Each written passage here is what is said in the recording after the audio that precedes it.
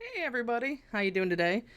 I know normally on the channel here we do standard on Saturday, but today instead you get me, and we are gonna do a draft because I don't really play standard, and when I do, it's usually just more for fun, hanging out with friends and stuff. So I can do a lot better draft and maybe help out versus just fooling around in standard. So we're gonna do another ranked throne. We're only silver right now, but we will get up there. Let's do that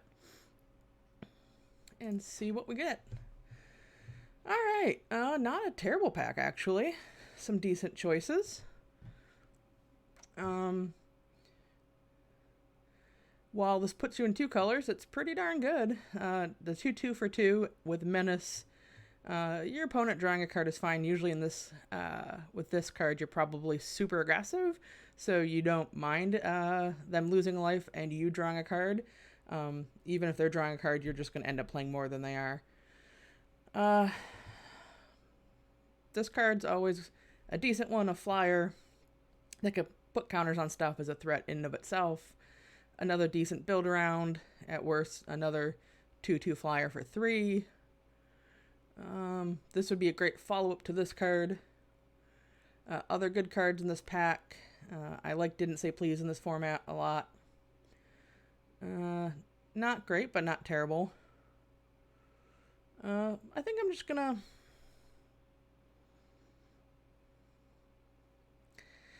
So, I'm hesitating because it's two colors, and it's kind of hard to double down here over, like, some blue-white evasive creatures. But I'm feeling kind of aggressive, and if we can build around this card, it's pretty darn good. So let's try it. Can always abandon it. Alright, so in Red Black Knights, this guy is pretty decent.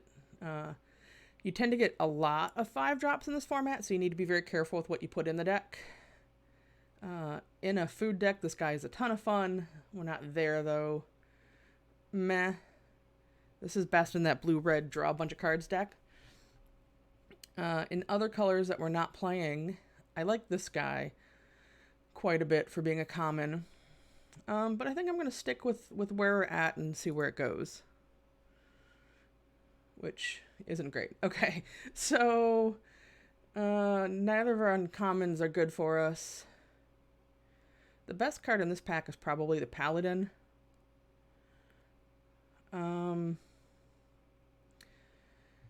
Let's see. Staying in our colors. It's one of those three. I'll probably take the Thrill. I'm also hesitant to maybe just take the Paladin and edge on blue possibly being open. I think actually it's probably the best choice. We can always pick up another Thrill later. It's probably the best card in this pack. So let's see. Oof. Okay. So the Raiders are pretty decent. Festive Funeral. If you...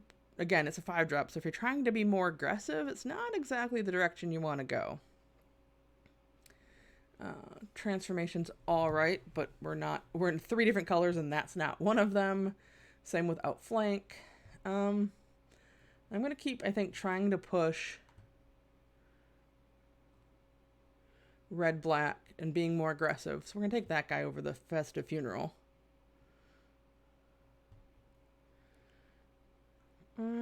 Oh, this is a great guy in Red Black Knights. Any other good card? Again, white seems to be fairly open, so something to keep in mind if we need to hop. Ginger Brute is pretty good. This isn't going to be super great in this deck. We have one target kind of in it, so another one of those. Kind of wish that was open.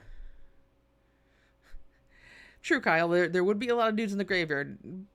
But I think he's better because he can put dudes in the graveyard, and he'll end up there too.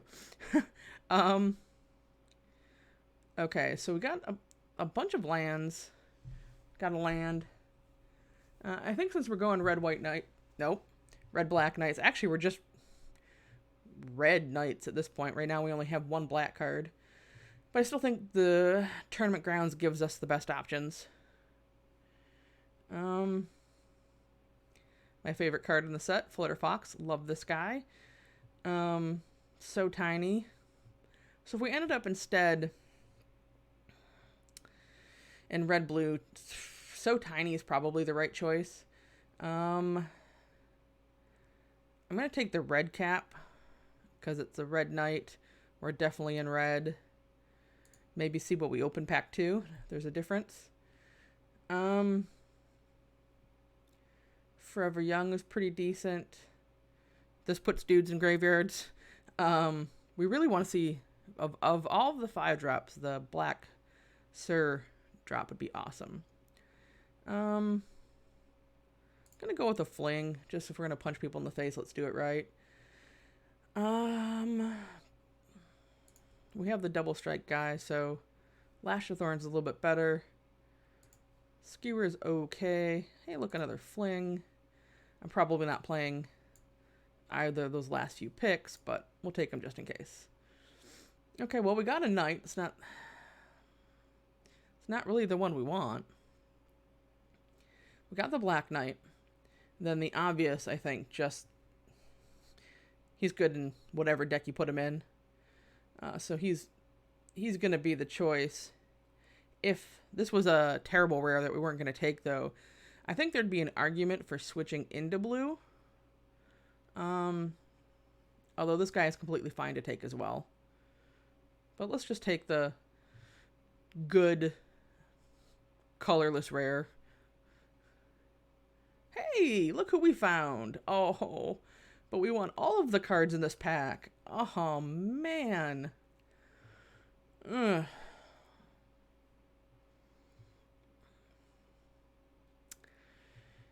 It's really hard to pass up the baked in the pie, but this guy is just ridiculous. So we're taking him.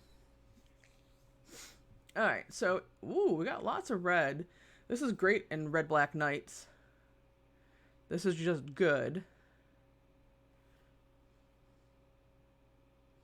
If you're not in knights, this is the better card, obviously. This is also great, but another 5-drop. This is the first dwarf I remember seeing. We are a little lighter in the early game, but right now we have 1, 2, 3, 4 knights.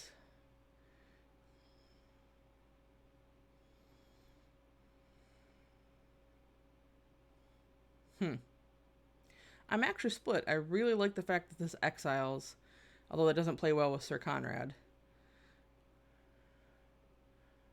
This can do a lot more than 3 damage if you have creatures.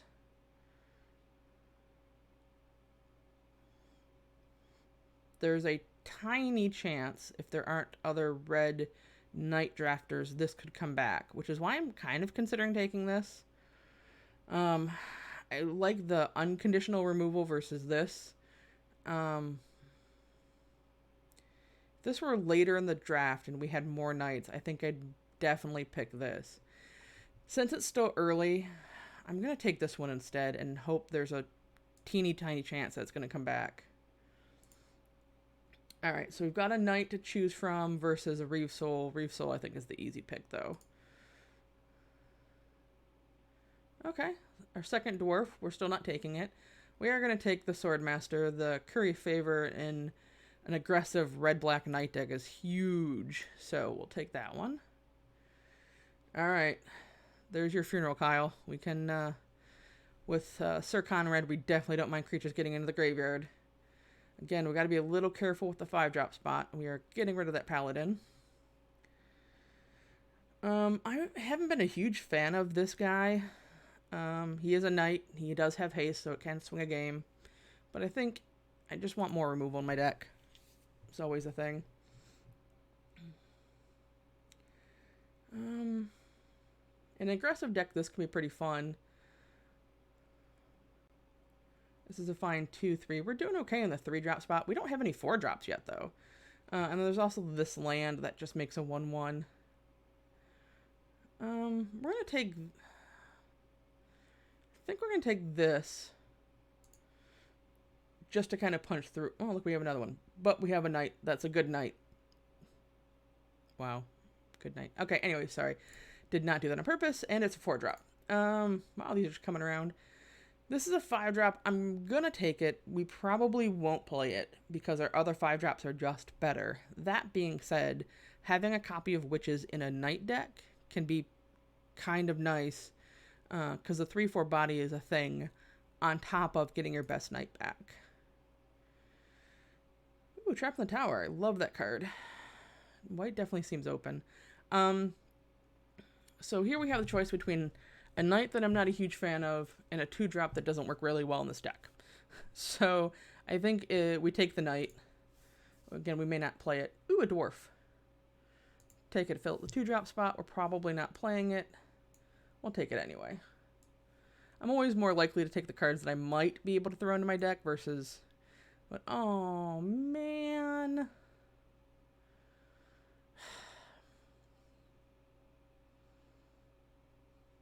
So can red, black, knight splash green, blue? Pretty sure the answer is no. Pretty sure I can't justify pack 3 flipping everything as much as I really want to.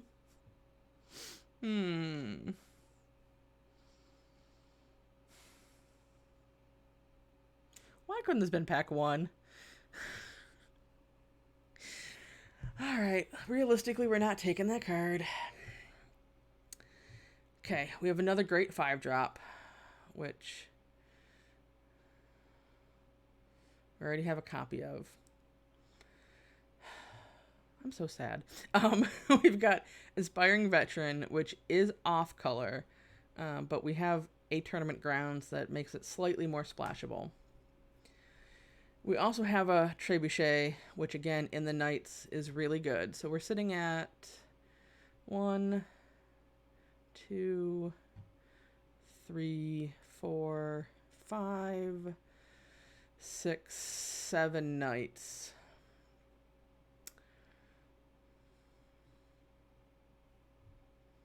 I think it's between the Trebuchet and the Inspiring Veteran.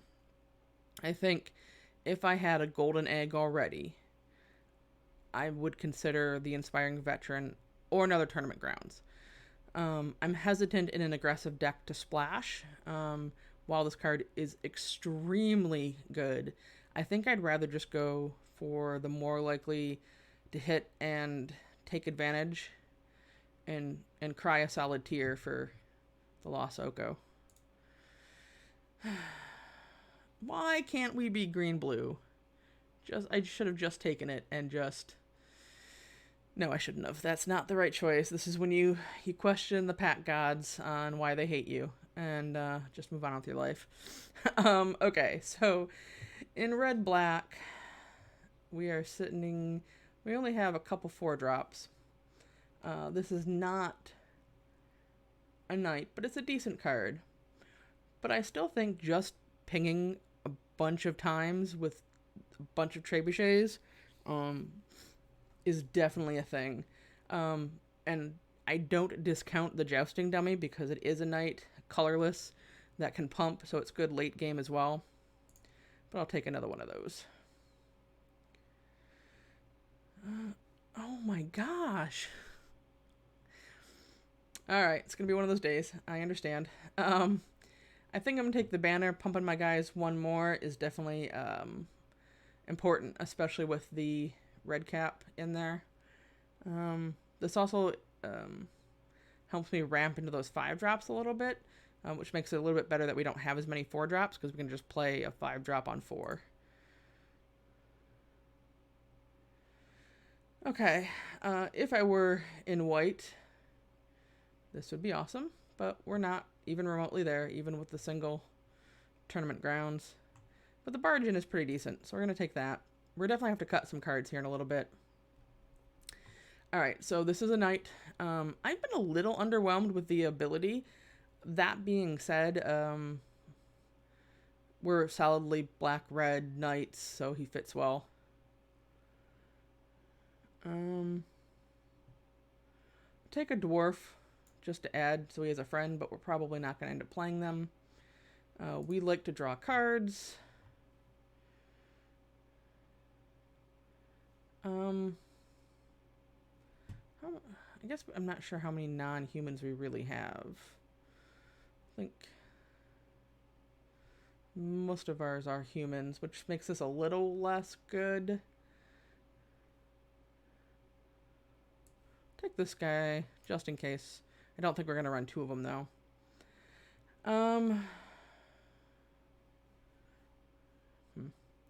We'll take Witch's Cottage. Take a dummy. We're pretty solid now on the 3-drops. Take this guy, probably won't play him. Same with this one, but we have options now. Oops. Alright, so if we had been green-blue from the very beginning, I think our deck would be absolutely insane. Oh. Why am I forced? There we go. Take that out. We're definitely not playing that. I'm not even sure we're playing 2 Witches' Cottages. So we'll get back to that in a second. Alright, so looking at our 1-drops, definitely not. I'm not a huge fan of Lash. It works really well if you have a bunch of, like if you're in Black-White Knights, because of the 2/1 first strike guy, that makes this card really good. We only have the 1 double striker, and I'm not 100% sure we're going to play him yet. So let's take that one out. Take out at least 1 brute. Don't think we want 2. The dwarves are definitely coming out. They are not knights, which is sad. I'm also taking out the skewer because we're not a food deck. Definitely not playing 2 flings. I actually take both out for right now. Although, there's something to be said for playing a fling, especially with Sir Conrad. So I think the choices we have now... Let's see if there's anything in red-black that we're missing. Not really. Alright, and then... We're at 17 lands. And 17 creatures, so we definitely have plenty of creatures. And if we're going to cut 1 card, what is not a knight in this deck?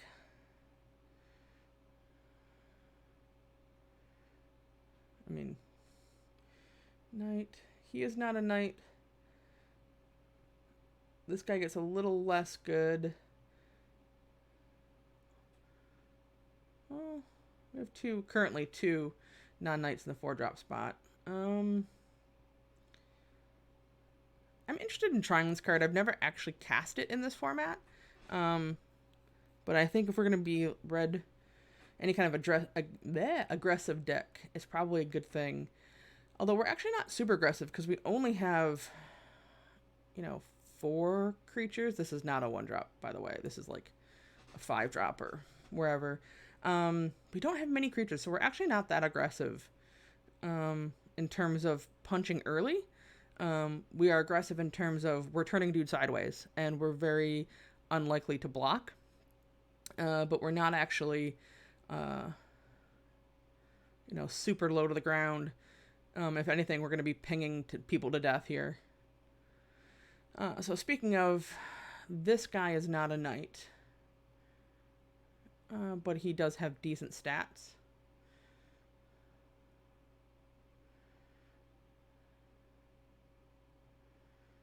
And that's removal. So what do the witches get back? They get back any of our early drops, which are good. So basically what I'm considering right now, we have a couple different choices to make. If anything, I think the cut is between... I think it's the witches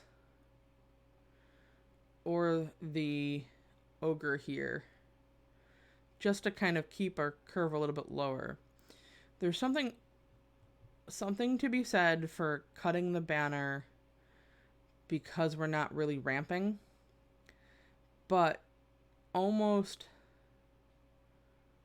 let me see, yeah, almost all of our creatures that almost all the creatures we'll be attacking with, let me clarify, are red.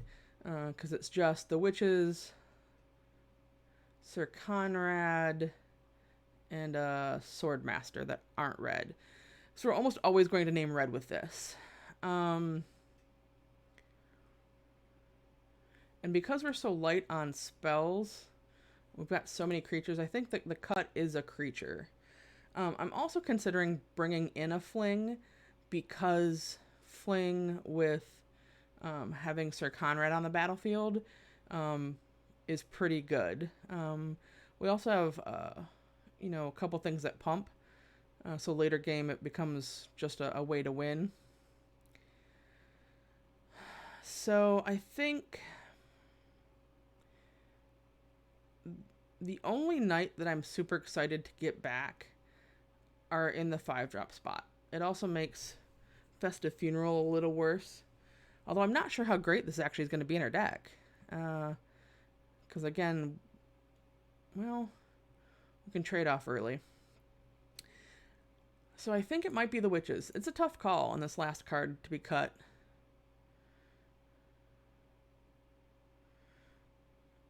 There's also something to be said for being a bad Magic player, which I do sometimes, and running 41-17, especially in a deck like this where I have one ramp card.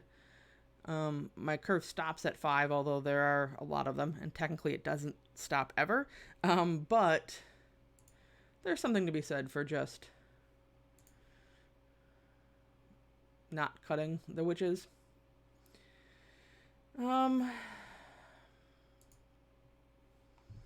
Yeah. Let's be a bad Magic player. We can always change our mind after our first loss here. See how it goes. I really wish we had opened the packs completely opposite way.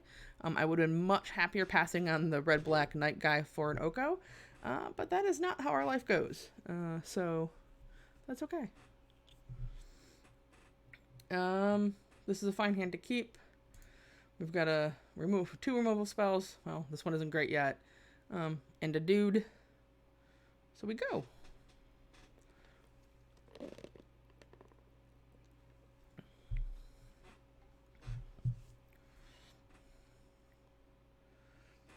I'm waiting at my opponent. It's like, what's going on?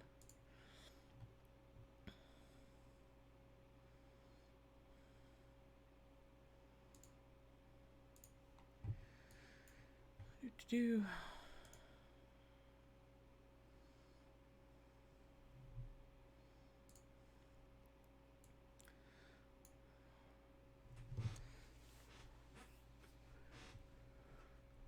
I do like the fact that we now have a fruit. We have something to do. And we'll be able to Witch's Cottage something. And I really like our opponent didn't have a 2-drop. Now oh. That's okay. Reeve Soul is definitely a good use on the spider, because that thing blocks our entire deck. I think it blocks our entire deck.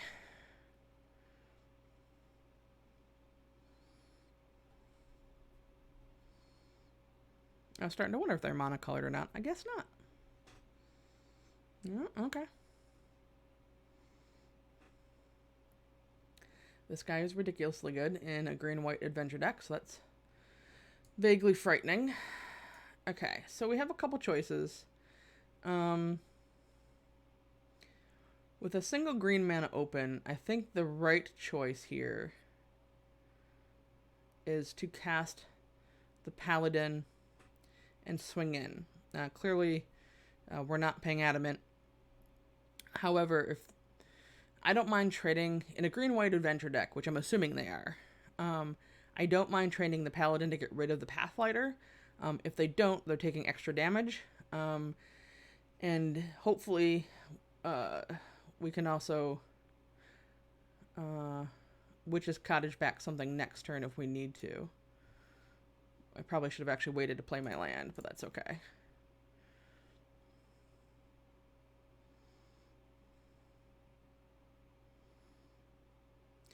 See, this would be a great place for barge in if I'd had it. Okay. So, unfortunately for us, that means that they, like, think this card is going to do work in their deck, and that's not what we want to see. So I have 6 mana next turn. I'm trying to think what, if we fruit, what options we have to draw to get rid of them. Our best bet is the 2-drop instant. Oh yeah, they've got the Fox. And 3-man open. That's frightening. Oh, definitely a green-white adventure deck. Okay, that's bad for us.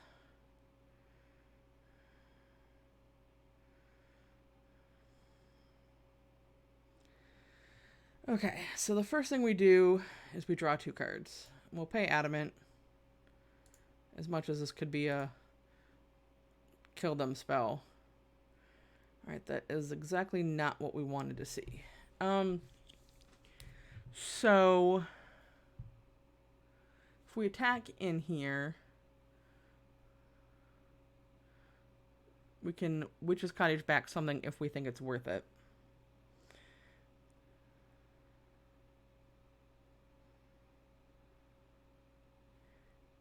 Yeah, I think we still have to.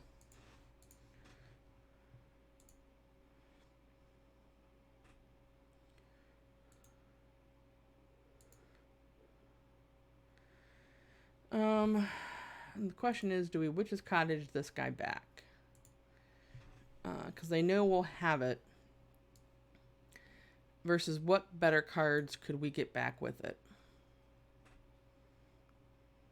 I like having the threat versus the unknown. But this is definitely a problem for us. There's an argument to be said that we could have even just funeraled to get rid of the innkeeper, simply because that drawing that much card advantage is going to end up winning them the game. That's also a thing.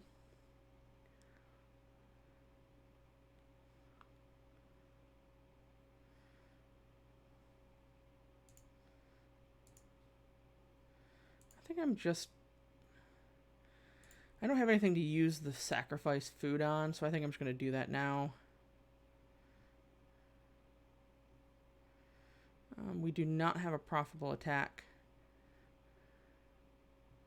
Maybe it was wrong to put these guys on top and just dig for something else. We have 2 cards in there, so I can attack. No.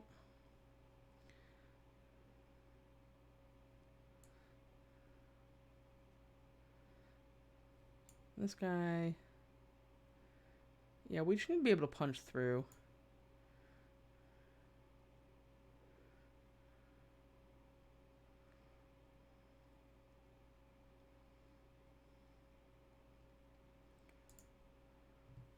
This one is not looking great for us.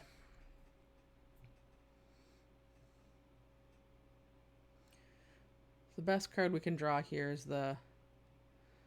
Ooh, it's definitely not looking good for us. Yikes. Okay.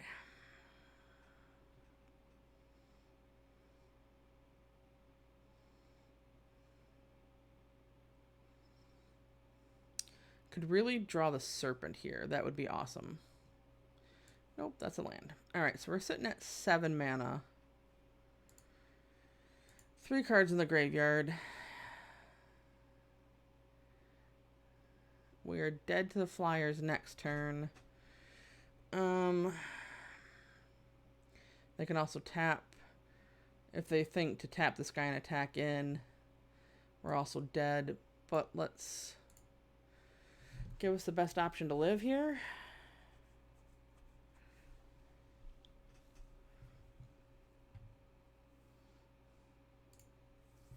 So basically we are dead on board. There's a tiny chance they don't see it. And we do something. What that is, I don't know.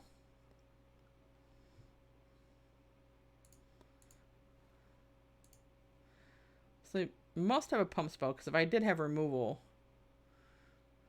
this would not be game, but it is. Oh well. Okay.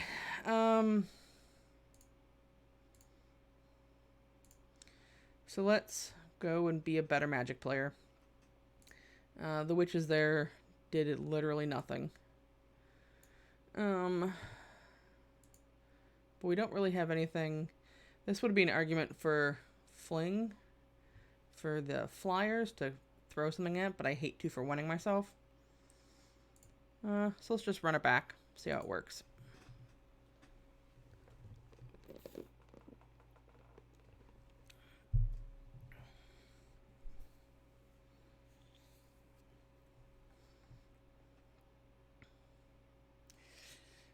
Ooh, in theory I like this hand.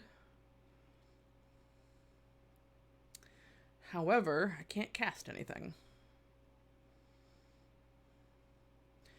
We only have one of these in the deck. Why is this the only creature we're seeing? Okay, so with where we're at,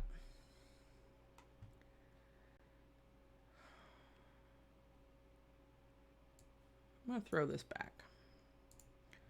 Definitely don't feel like we need land.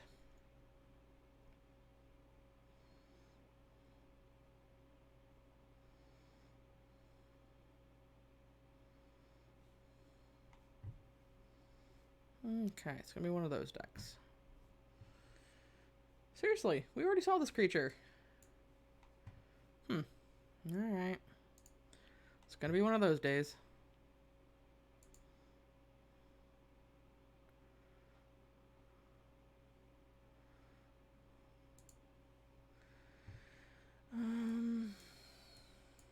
Play this into this guy.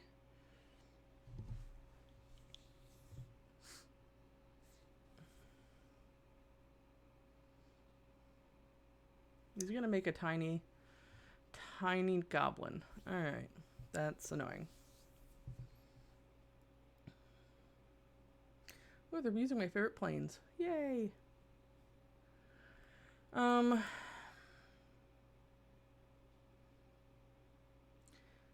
So they probably have didn't say please. I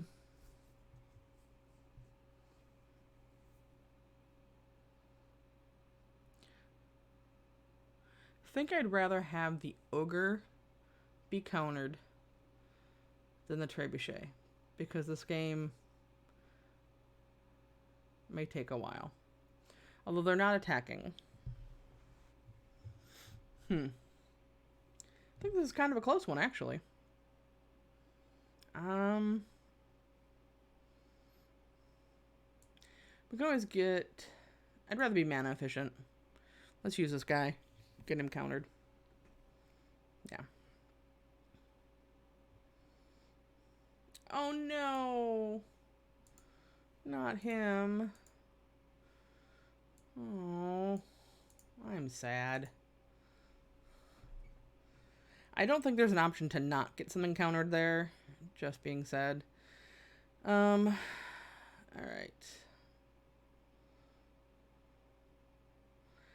So there are two different lines here. They probably have a counter still up, or turn something into a pumpkin. We could play the banner,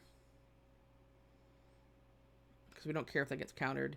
If it doesn't get countered, we could then play the jousting dummy. But it may be better to play the trebuchet.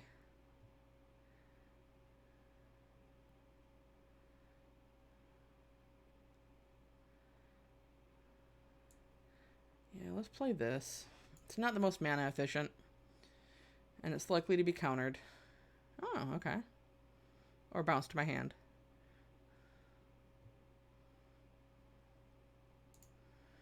Because they could have the bounce both. Or, didn't see. You could exile so tiny to draw a card. I did not account for that one. Alright, let's try this again.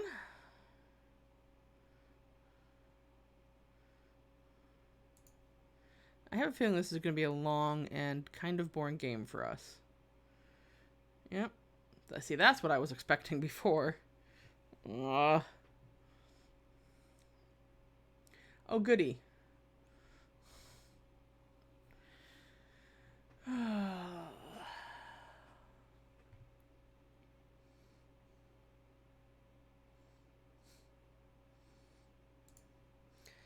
Well, I wouldn't be minded except for the fact that there's Sir Conrad there. That's depressing.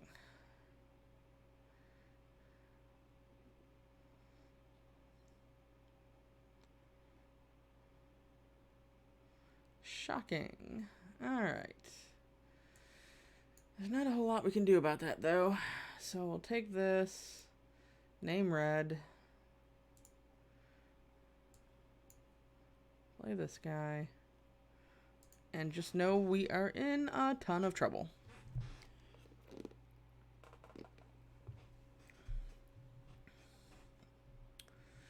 Yep. Thankfully, they can't actually activate them, but they have that card.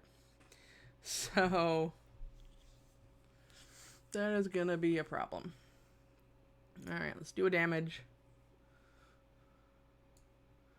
We can play both guys out. So I think we do. Because this is already problematic. And we know they have didn't say please. So there may be a point that we don't actually want to... we don't actually want to cast things. We still got 16 cards in deck at least.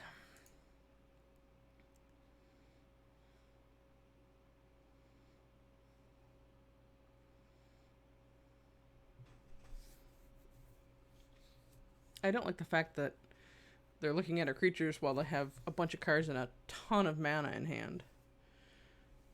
That is not great for us.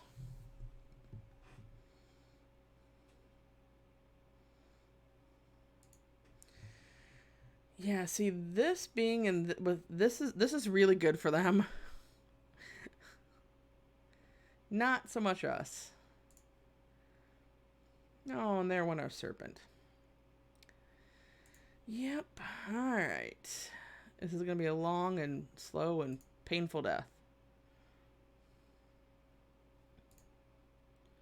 I mean, at least right now we're keeping pace. That's something to be said. Let's be smart about this. Oh, we're not smart. So they're going to say didn't say please.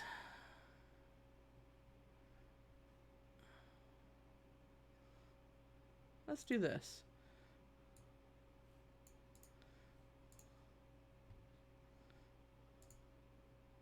There's no way they're...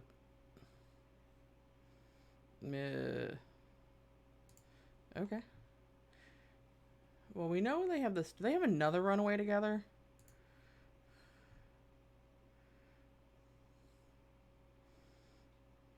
Okay. I probably should have held on to that because that was the one card they didn't know. And it's not like we have the Serpent to play and nothing in our deck costs more than 5. So that was probably wrong. Okay, so 1, 2, 3, 4. We can play this guy out. Let them say, didn't say please. And then draw.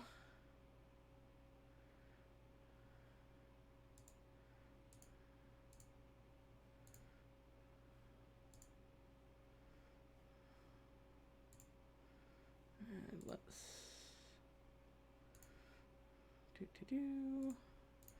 let them go ahead and counter this. Now there's a chance they have another one. But this gives us the best opportunity to get some more cards. Oh, come on. Yep. Alright. Nope. That was our one hope there. That maybe they didn't have it. We could draw some extra cards.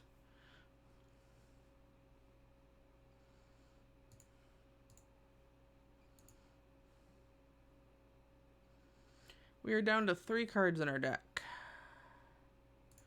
pretty sure we cannot possibly win this one.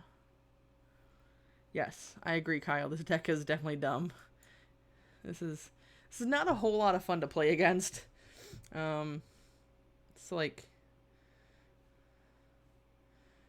yeah. It doesn't help that like we just keep drawing this guy and then the other 4-drop. We have 17 creatures in the deck, right? Play properly though, I guess. Alright, we're going to kill ourselves faster.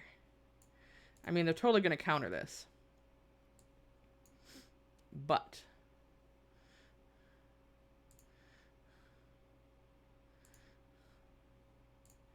yes, buddy, I've just killed myself. I understand.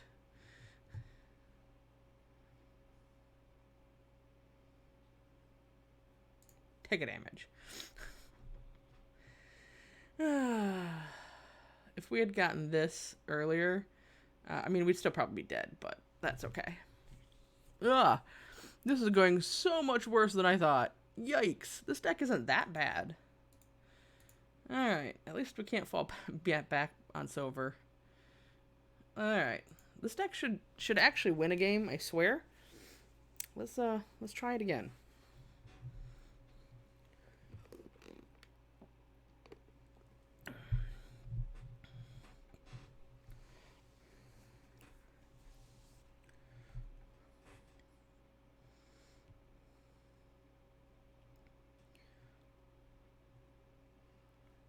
Vic Vulcan. I like the name.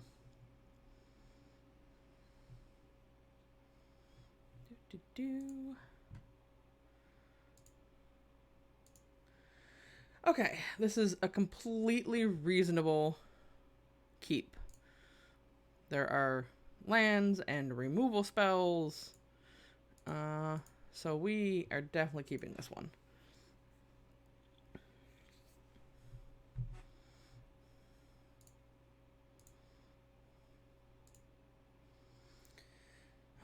It doesn't matter which we play first. And the only sense that it does is if we had fruit in our hand or something. But we're more likely going to play Dragonfire at some point, or Reeve Soul. So, play either land. Ooh, different colored swamps. Changing it up. Not different colored swamps. You know what I mean. Different artwork. Ooh. Fancy. Yeah, I think we just start with this one. They got a kitty. He doesn't like me. So the question is, why did they put this particular swamp in this deck? Oh, it didn't even get to do its thing. Okay. Ah, see, there's the fruit. So therefore, we will play this.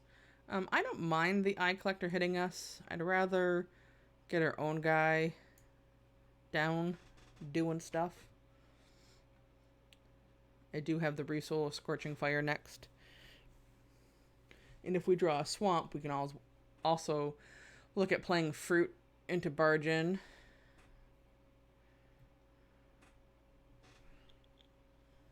Yep.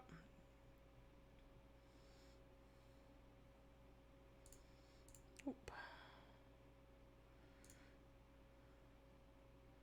Alright, we won on that change. Okay, so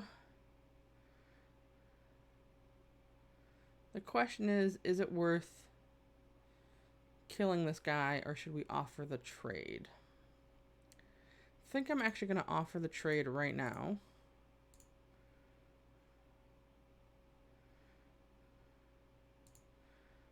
And I'll play the Trebuchet because it blocks the Eye Collector. And we can do all sorts of fun draw cards and play cool night guys.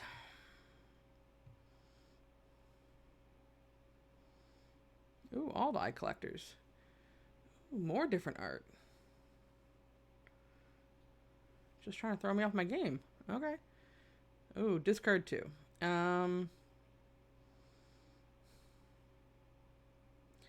think Bargain is the obvious one.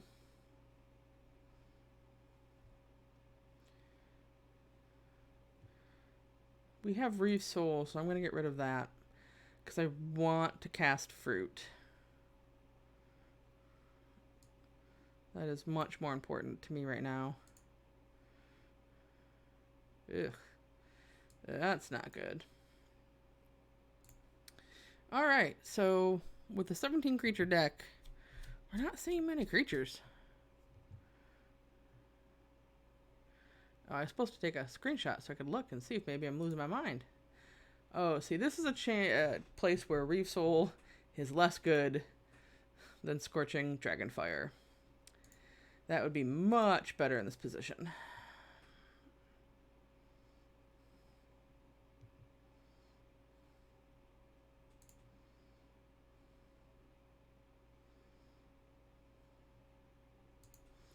Nope.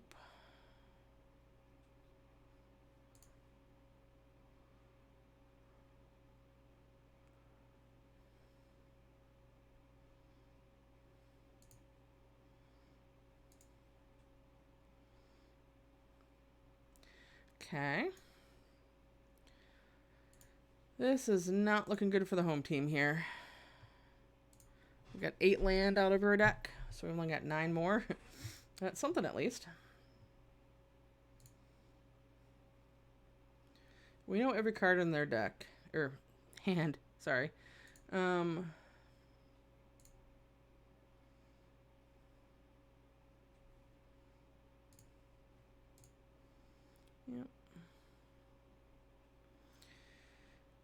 Oh my gosh. Okay, this is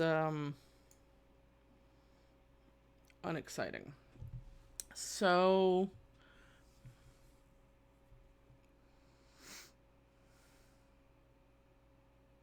I'm actually going to Reeve Soul the Witch, because with her being able to eat food, we're basically dead next turn. Wow, this is going terribly today for the home team.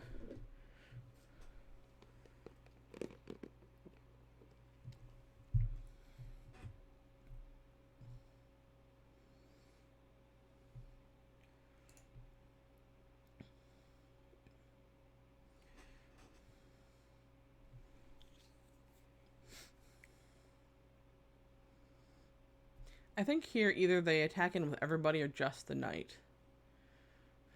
I'm gonna pass and not block. Hopefully we can draw something.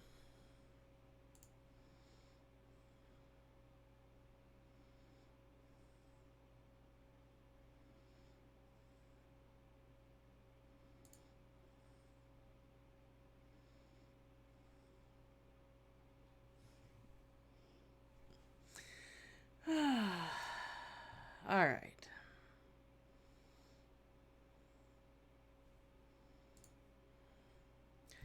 Well,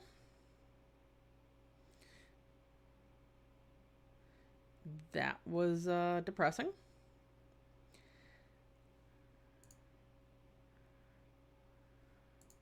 Oh, goody, another witch. We are just dead on board.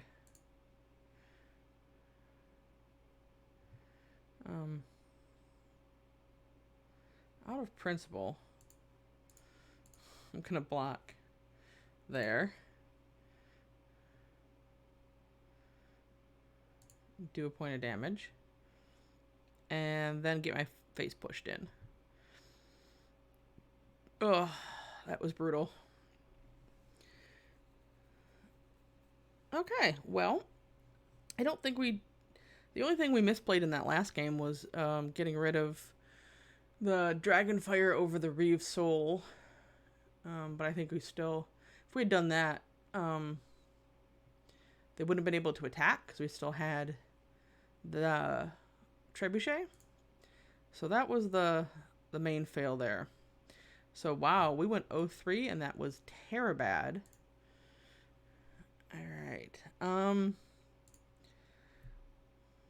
Let's do... We've got enough here to do one more, because that was not rewarding at all.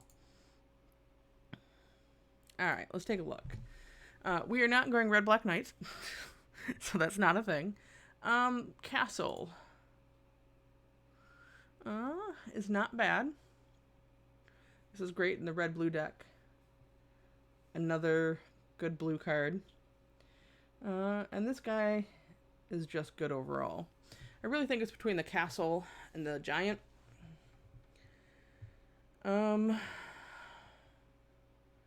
castle, I think, overall is a more powerful card. Let's go with the giant, though. I like giving options. So this works well with the giant that we just took. Reeve Soul is just a good card unless you're playing against the green-black knight guy. I'm not bitter, I promise. So let's see if we can do green-white adventure. See what happens. This card's amazing in the blue-red draw a bunch of stuff deck, which really kind of makes me want to just jump in there and see, because I think it's a significantly more powerful card than the Tree Folk, which is probably the right pick for the green-white adventure deck. However, as I've talked about, I love the Fox. On the off chance it's open, I want to take it. Okay.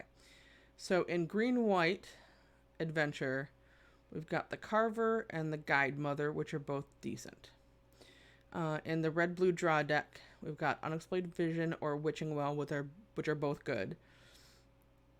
These cards don't really fit with anything we're possibly drafting. And then there's also Cauldron's Gift, which is a very good card, but again, of the 4 colors we're currently looking at, this is the one we're not. So I am going to take, I think it's between the Guide Mother and the Witching Well, depending on which deck we end up playing. Because we have 2 cards already in green-white, I am going to take the Guide Mother, but it's close. Alright, so if we were red-blue, so tiny would be the choice. Otherwise,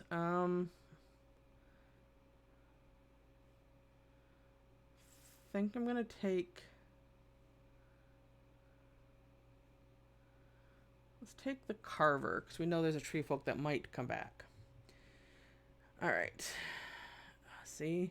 I feel like we're just split right down between blue-red and green-white, but we're close to the green-white pass, so we're going to take that. I like Outflank a lot. Nothing in any of the decks. Well, if we were playing the blue-red, we'll put that sideboard, I guess. Another one for the possible blue-red. Nothing in green-white. Possible green-white. He's good in a lot of different decks. Oh, Witching Well came back. Alright. So let's see.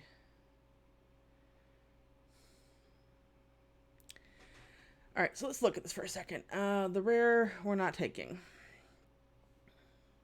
Let's just make the blue-red the sideboard deck. So with the 2 decks that we're playing in the green-white deck, we already have a Carver. The Curious Pair is good, as is the Squire. The Archon is just good in general. So is Outflank. In the blue-red deck, very good and decent. I think we're still further down the path of the green-white. There's nothing here super pulling me into blue or red, so I'm going to go there. Blue or red. Okay, so it's between the giant and the Trapped in the Tower. If we take a second giant, it makes us, we're more able to splash if we find something awesome to splash. Trapped in the Tower is just really good, though. So I'm going to choose that one. Nothing that powers necessarily green-white adventure, although we don't have any 5-drops and this guy is just good. So go there.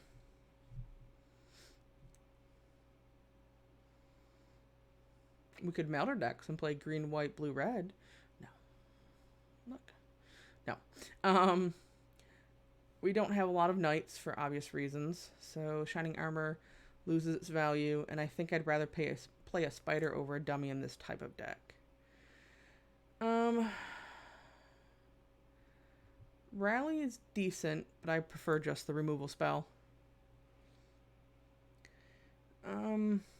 Alright, so it's between the Squire, Outflank, and Carver. We already have one Outflank and one Carver, which leans me towards the Squire, especially since we're a little light in terms of, well, we have 0 2-drop creatures. So that's better. I'm not sure I'll play it, but it's not a terrible card to get. I am not a huge fan of this card. We'll just take an artifact we might play. Again, I like Outflank a lot, but now with the adventure path we're taking, I'd rather take the pair. This is non-human, right? We're big on the humans here, it seems. So I don't mind running one of those main deck in this format. There are a lot of flyers. Right. I'm not going to play that card. Ooh, yay! Finally a 3rd pack rare we can use! I didn't know that happened. Of note, I do love the Pathlighter in this deck. I love all the uncommons, but yeah, no, that's a take and run with it. If we had more non-humans, because we have the giant, I'd say maybe look at that. We do have a couple Trap in the Towers, which makes Flutterfox better. This we don't want. So I think for me the choice is between the Witch Stalker, which is just a solid card, or the Flutterfox. We have the Questing Beast, the Carver, Archon at 4. We're still a little light in terms of decent 2-drops. I'm going to take... I think I'm going to take the Fox. Ooh, Pathlighter. That's an easy one.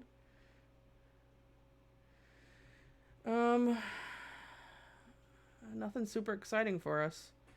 There's an argument for taking this and splashing it, but I don't think it's really worth it. Let's just take another removal spell. Wow, there's nothing here for us really in our colors. Ooh. Well, couldn't ask for anything better, I guess. I'm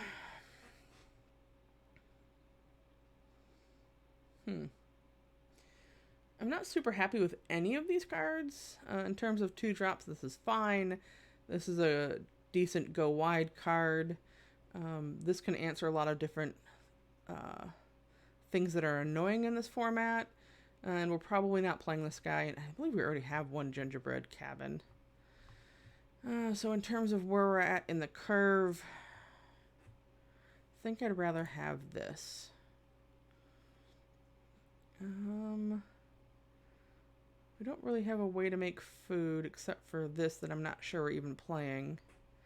And one pair. So let's take the 2-drop that gets bigger in our deck. Let's just take all of the piggies. Take all the Granges. Alright. I'm not super happy with where this ended up. Alright, so we're at 41 right now.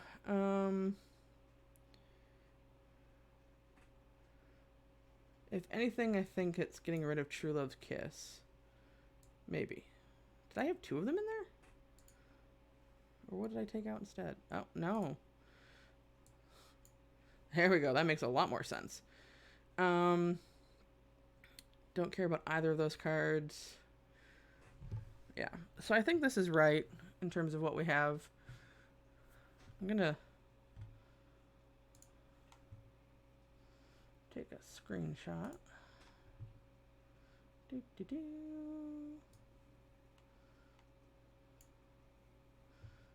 we can take a look later. All right, so let's see. I feel pretty.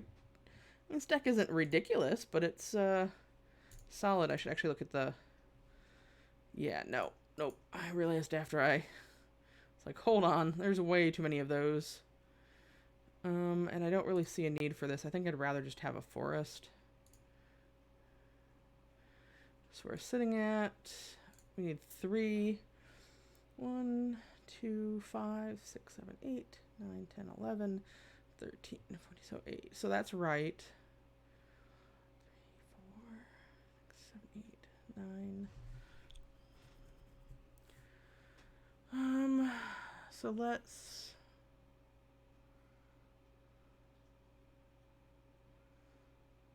add 2 more planes. And I will actually add in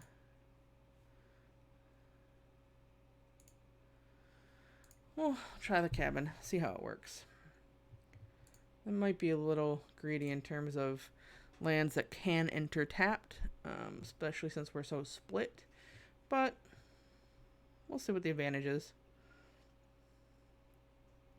And hopefully we'll do better than last time, because man, that was rough.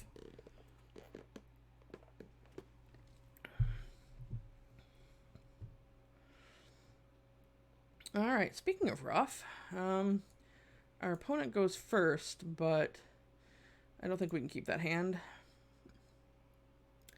I didn't get a whole lot better, but at least we can cast something. If we draw a forest,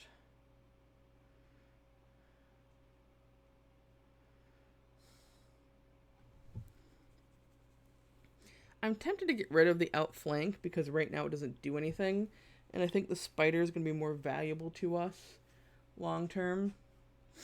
But late game, the outflank is better. But right now we can't cast it. Yeah, that hurts, but I think it's probably right.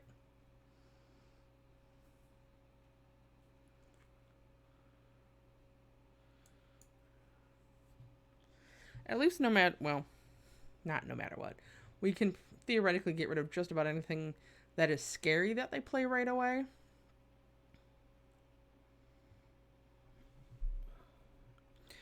Ooh, nice.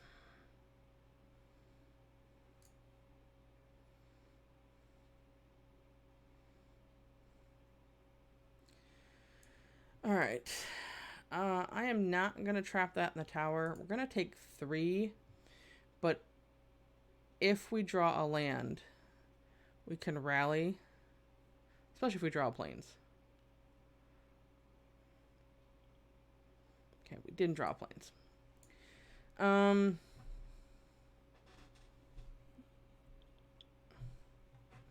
think we play the spider here.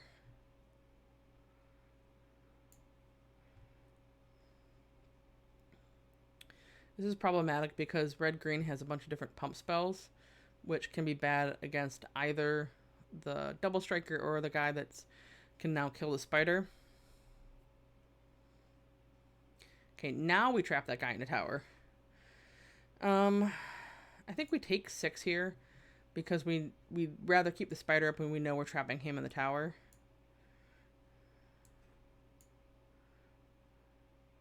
I hate how it taps my lands like that. My own fault for not paying attention. But at least now we play 2 guys. We don't attack because I'd much rather leave the spider back to block the knight.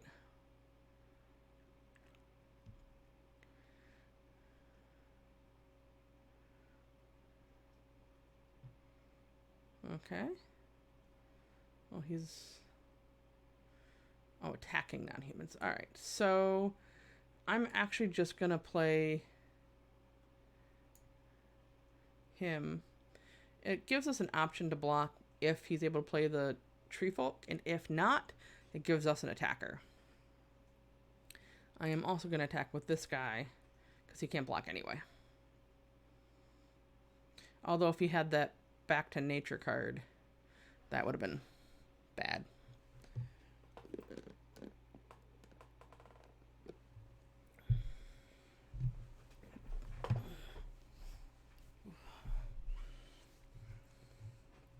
All right.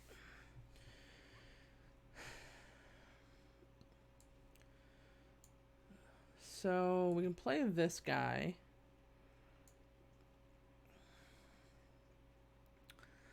I don't think it's worth attacking here.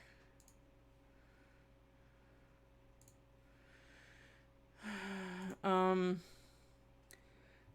then depending on what he does, we have the choice to play this or maybe wait and draw another planes, because gaining 6 life could matter a lot.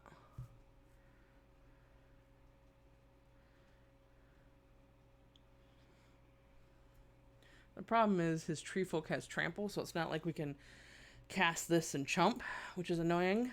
But the fact that he's not attacking makes me happier. It means he probably doesn't have a trick. Just double checking. Nobody has reach and I missed something. I have more than once run into a trebuchet because I forgot I had reach. Especially during pre-release. I did that quite a bit, which is vaguely embarrassing, but I have learned from my mistake and I will now read the cards. All right.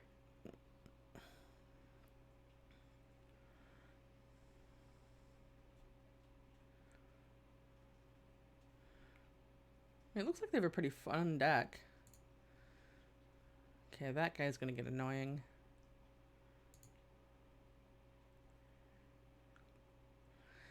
See, why is he attacking now? Makes me think he has a trick.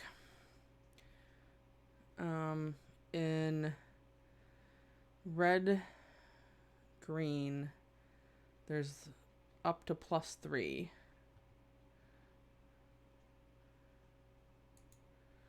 Alright, so past the blockers. The question is, do we let him eat 2 creatures even if he doesn't have a trick?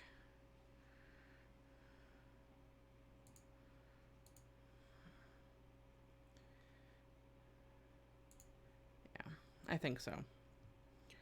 We just have to get rid of that guy. Now if they have 2 pump spells. Yep.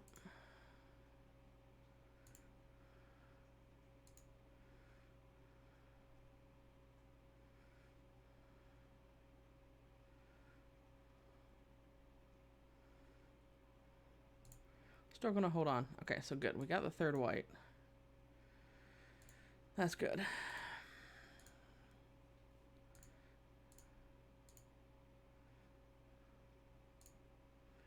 The spider's doing some serious work here.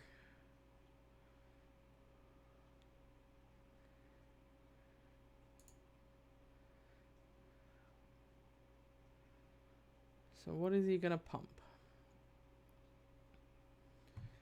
This is a 4/3. So he's got a 6/3. Alright, so we do this. Pay the adamant. This guy and this guy have trample. We can just take 10.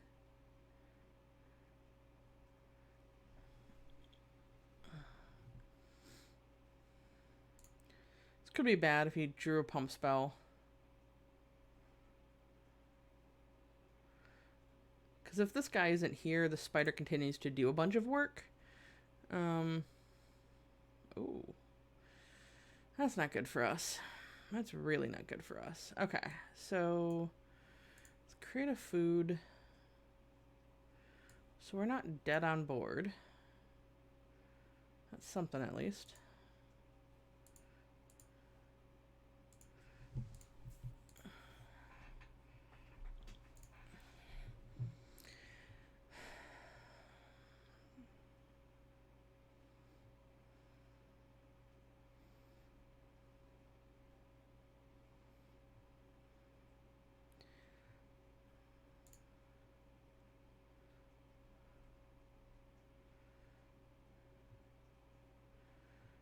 So the question is, I mean, we eat the food.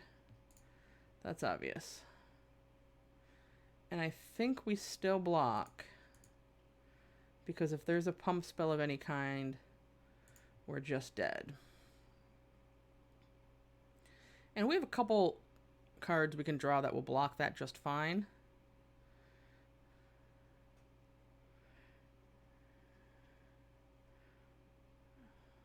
Ooh, we can play that guy. That's a guy that can block just fine. So let's take a look for a second.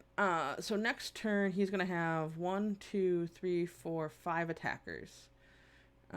If we attack with both these guys, we put him on a 2-turn clock. But we only have 3 blockers. So this guy can block this guy. This guy can block this guy. This guy can block this guy. So that's those guys, and that is still lethal. So we will not do that. Instead, we will just attack with 1.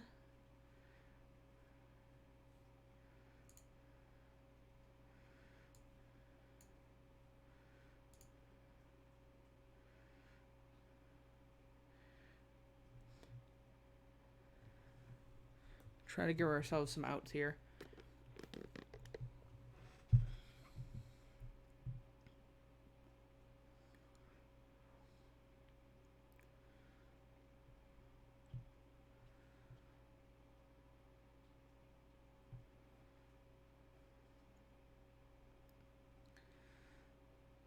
I think next turn, we probably, unless we draw our own pump spell, I think we still just attack in with 1.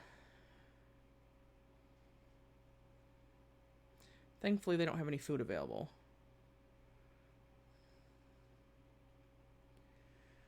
Ooh. Well, there we go. So they still don't have anything with reach.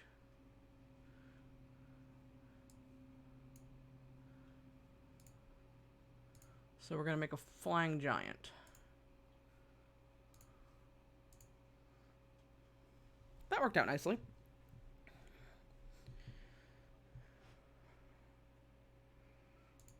Alright, much better. Much better than last draft. Makes me feel a little better about things now. Okay. Let's roll it back. Try it again. Ooh, all sorts of fun things. Yep, I got cards. More cards. Oh my gosh. All the cards. all of the constructed cards for all of the constructed I play. Wait a minute. Just give me some draft packs. That'll make me happy. Alright. We're on the draw. We can cast all but 1 card in our hand. Yeah, totally keep it. Oh, not one of these decks again. Oh, that would have been nice to draw at least one of those. Oh, well.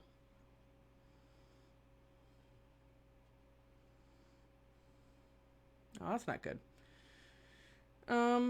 So we have a couple options.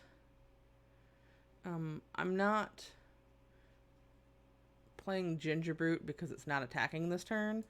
So we're going to play that tapped so that we can play probably our Squire next turn. Theoretically, we could play Trap in the Tower, but there's probably nothing worth trapping. Yeah. So, Squire it is.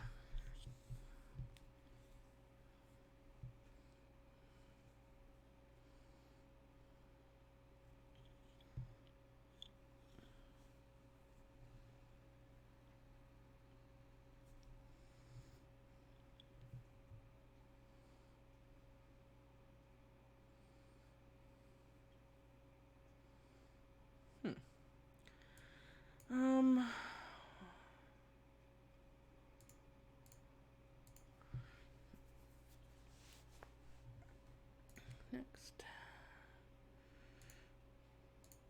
Boop him in the nose. Play this. Hopefully draw something with an adventure on it. I'd really like to see the Fairy Guide Mother now. That would be awesome.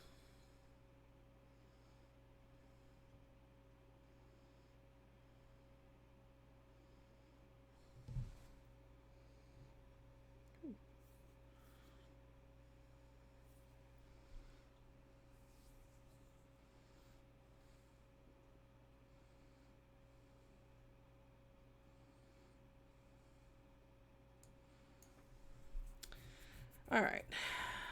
So we can play the Brute. Give him unblockable. And swing with everybody. If he blocks, we have outflank. If he doesn't block, we have outflank for on the way back. And I'm not gonna trap anything in the tower yet, I don't think. Stop it.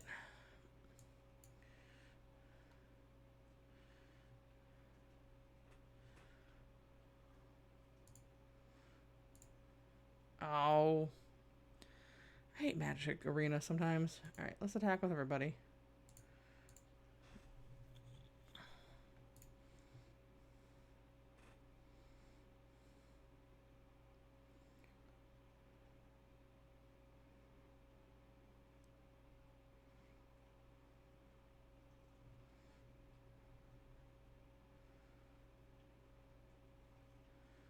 I bet this card looks really cool in foil in real life. I haven't seen it yet. I haven't done enough real life drafts, I guess. I should change that.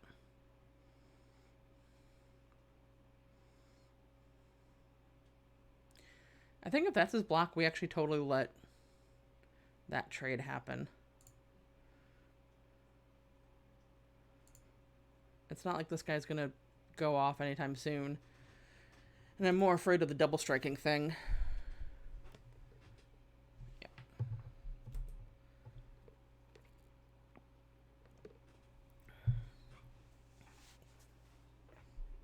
Hey, wee Seamus.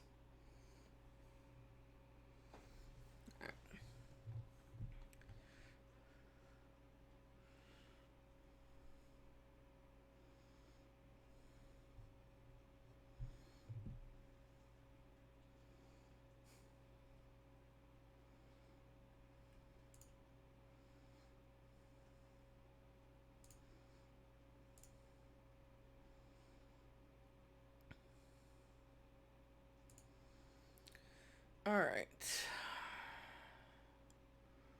They have a lot of mana available, which makes me kind of nervous.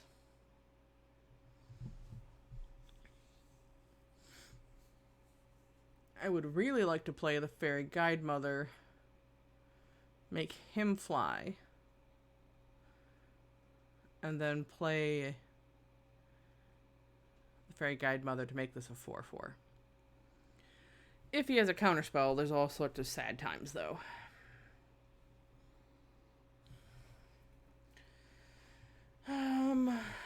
But we're not doing anything else. So let's see what he does.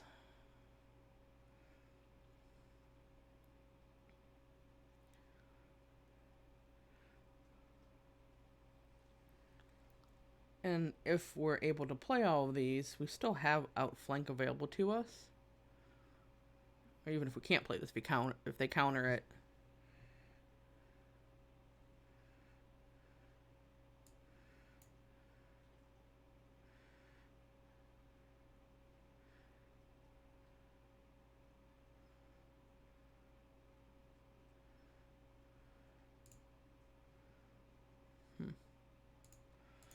Just really nervous that they have so much mana and they haven't done anything yet. There we go. There we go. Unfortunately, that's going to resolve.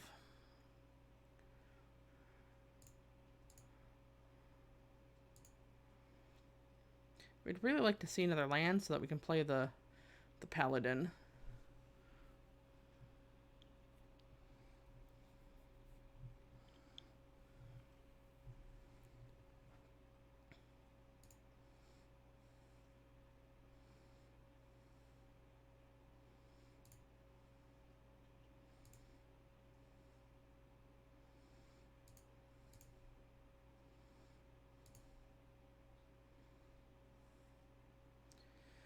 Alright.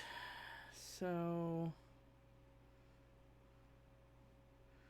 theoretically we could trap them in the tower and punch in for 3.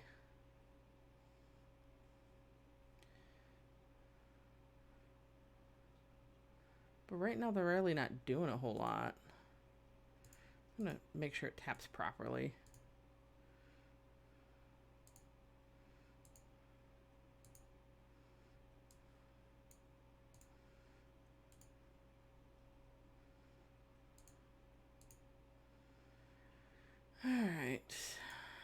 could really use another land. That'd make this a lot better.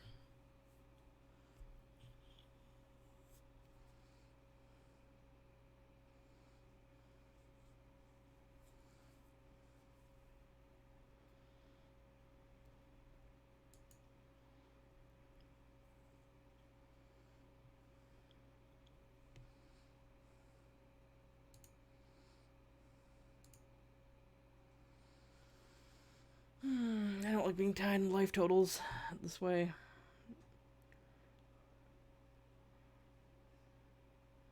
Just seems like such a waste to use these removal spells on these guys. Maybe I should be.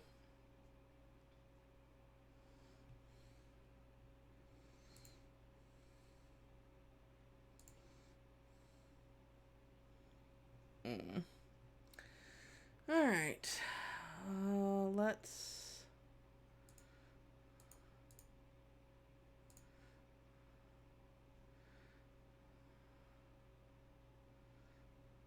outflank this one.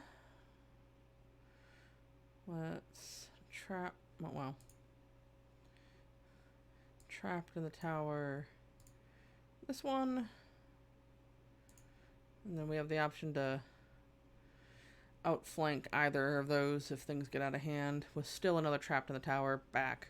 Which realistically you should probably trap or outflank the Tome Raider because of trapped in the tower. Unlikely to trap this one in the tower, but just saying.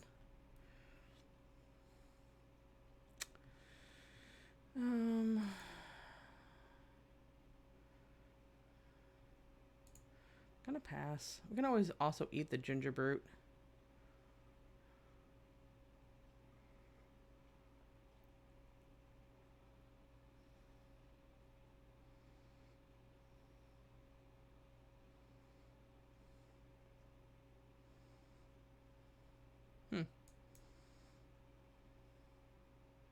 Good thing we were trapped in the tower.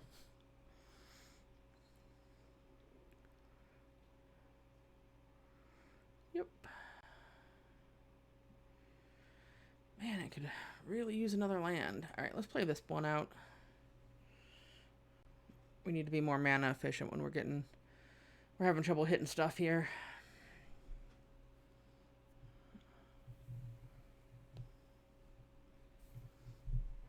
What did they discard? I didn't see, please. Huh. Okay.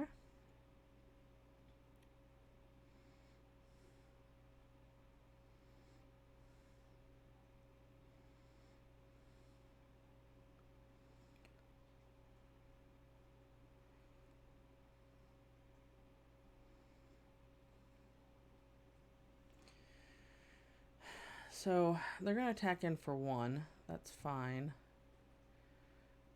Play the 2/3 guy that can draw and discard, I would assume. If not, they probably have Dinsley Please or something available. Yeah, okay. Hey, finally! But we need to think about what we're doing here. As much as I'd love to play this guy, I don't think now is the right time. I think what we need to do is play the Squire. I think it might be worth it to trap in the tower this one so that they can't draw and discard, because they've got a ton of mana, and if they get drawn to their land, that's not what we want. I don't think we attack in with a flyer because we want to be able to block. But we offer the trade with the Queen of Ice.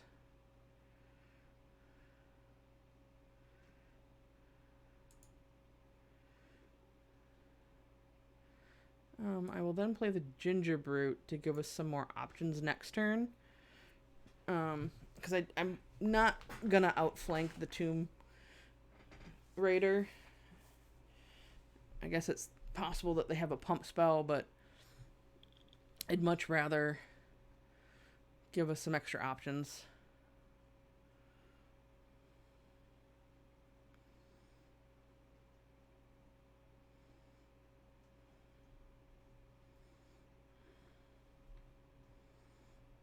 Hey, look, another Queen of Ice. That's annoying.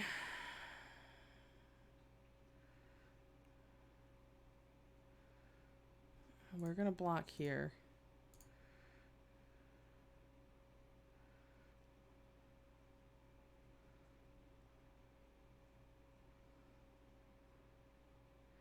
Do you have a barge in or something?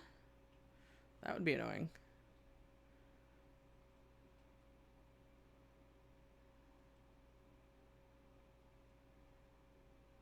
I'd really like to draw this turn one forest, then draw no more lands the rest of the game.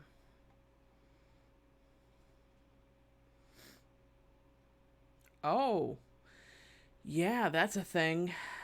Yikes. Okay, I did not play around that. That's my bad.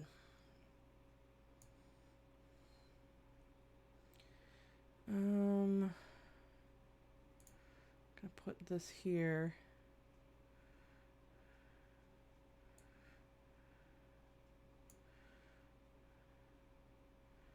So we're not actually dead.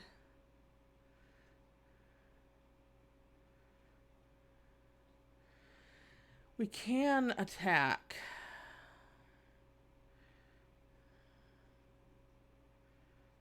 Yes, yes, let's attack.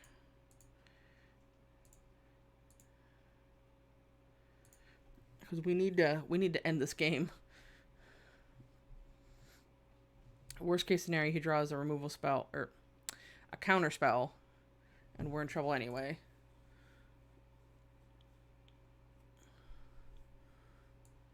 Hopefully this works.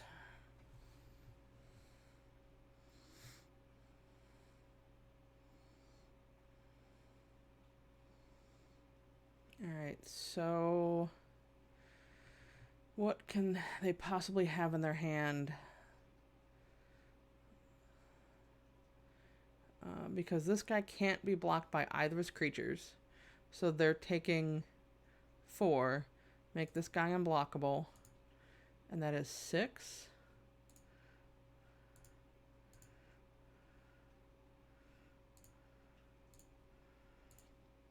Whew. That was a close one. That was, yeah, I didn't think to play around Embercleave. So, it's hard to play around Mythic sometimes, though, I guess. Alright, but that worked out alright. No complaints there. So let's try it again. This is going much better than the last draft, which I should stop talking about and remembering because that was depressing. So we'll just keep focusing on this one.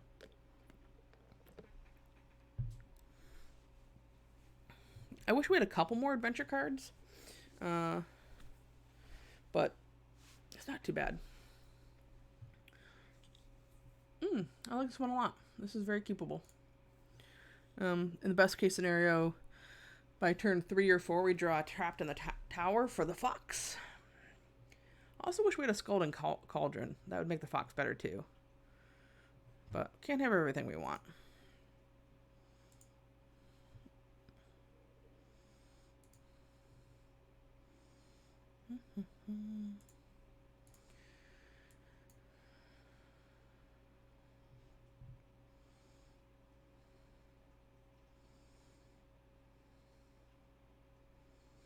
Okay, nothing. Wish we didn't lose this guy, but that's fine.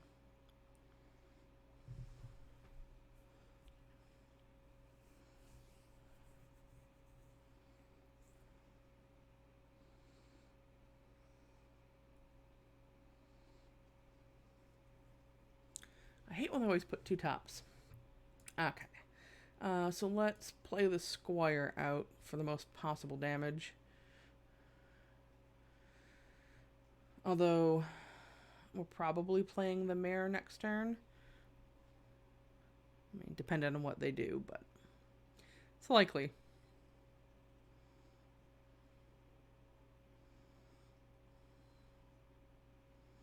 Ooh, gonna fly. Ooh, come on, Forest. They're tapped out, so there's no reason to... Wait, we can make the game go a little faster.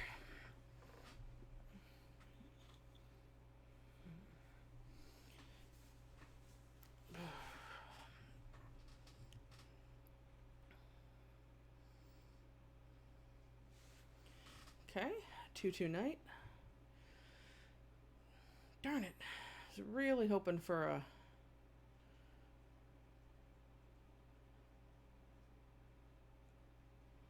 forest. So let's think for a second. I think we attack all in. We have the Carver open. If they don't block, we play the Flutterfox and the Ginger Brute. If they do some kind of fun attacks, we've got the, what is it, Shield's Might. That does some work for us. Okay. So here we're just going to set up for a better turn 4. Because now we've got a Flying Fox. If we hit a forest, we have the Questing Beast available to us too, which would be so good.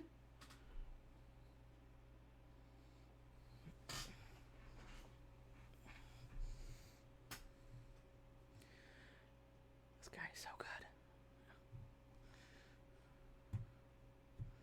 Alright, so okay. So they have 3 mana available, so they can have Outflank. There's that counter spell that you can have to pay 3 more, which would be annoying. They could have +2. So let's think for a second. How greedy... I mean, we are currently winning on board.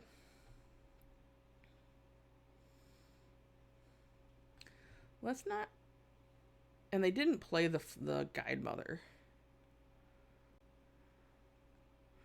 So let's just push what we have.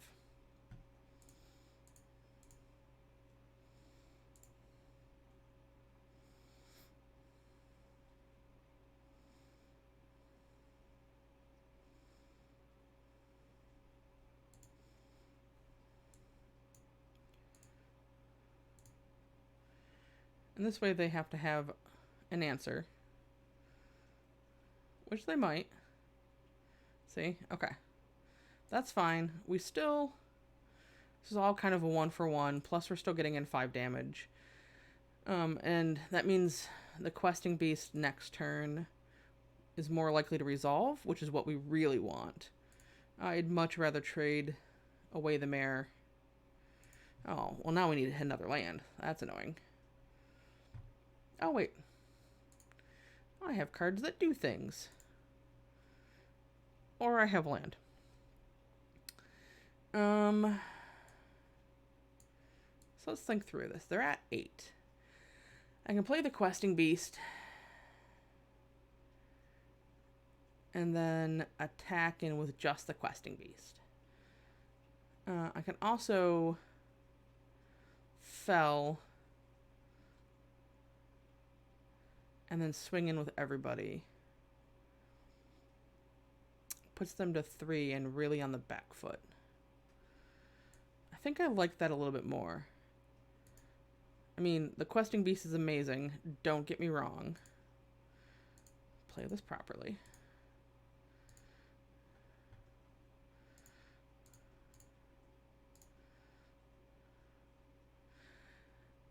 Yep.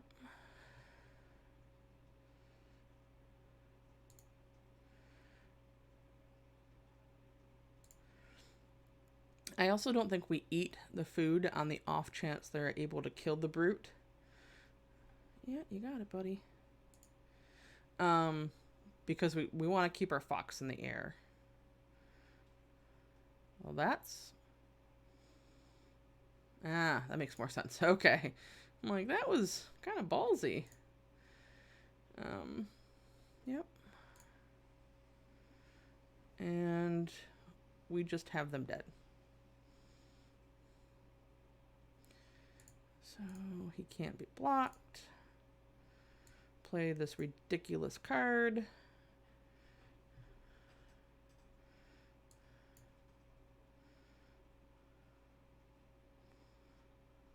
Get to see the nifty animation. And then attack with the Ginger Brute. And that guy. Oh, he has haste. Man, I'm bad at this game some days. See, this is why we didn't eat that. Okay.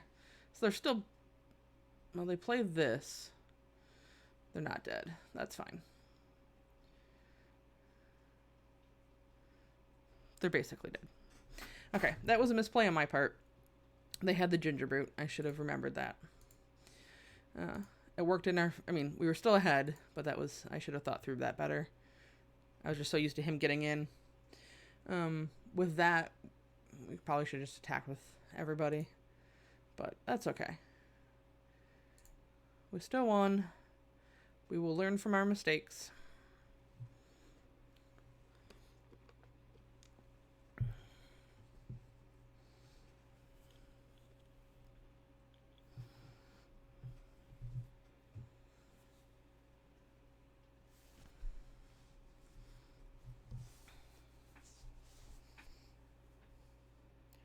Ooh.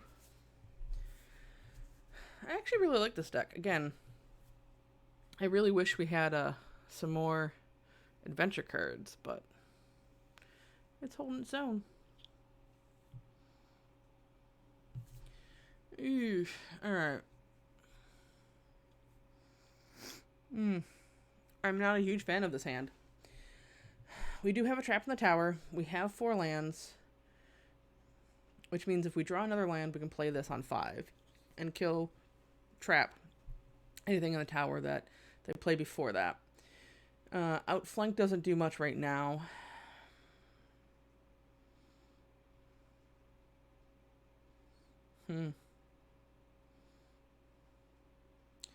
It's tough to mulligan a hand like this because it looks so good. But the thing is, realistically, we could do nothing for the first 4 turns. Okay, this is a little bit better. I'm going to keep the 6. Of all the cards in here, I think Rally is the weakest. We don't want to throw back any of our lands.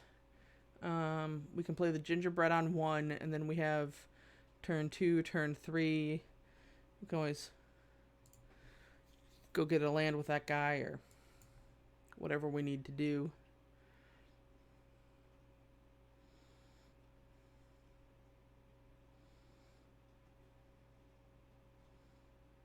I like the planes. Alright. Ooh, we got our favorite little buddy here. I mean, playing this guy on 3 to make him a 3/3, to play him on 4 no matter what, seems okay. Oh, that guy's really good though.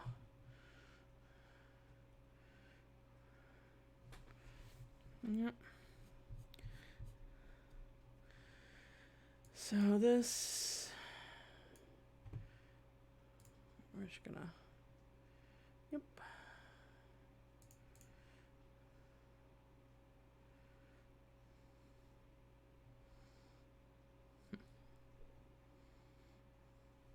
Ooh, they've got really pretty lands.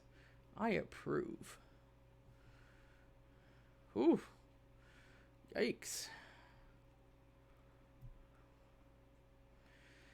Okay, so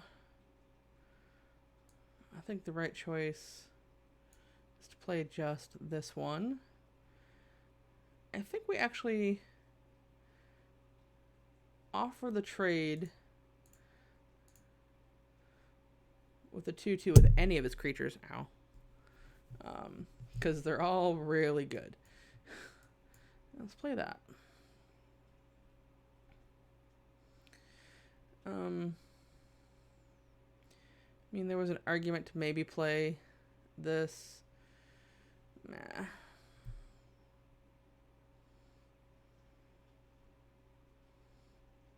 I like that a little bit better. Hopefully they don't have a trap in the tower. That would be depressing. Okay. So that guy can now block the questing beast, which is sad. You know, not to make this guy better than he already is, but like if he had a reach, it would be ridiculous. He's already good, don't get me wrong.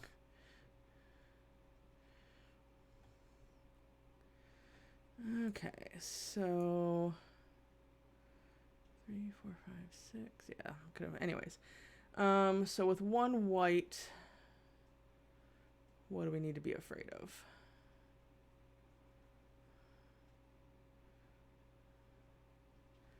Nothing I can think of. I mean, Outlast, but it would be a 2-for-1. Oh no, because he'd just kill it. Yeah.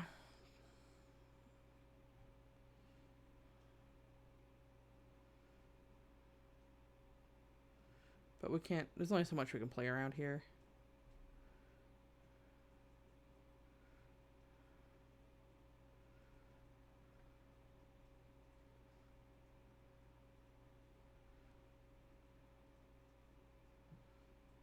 Huh. Okay.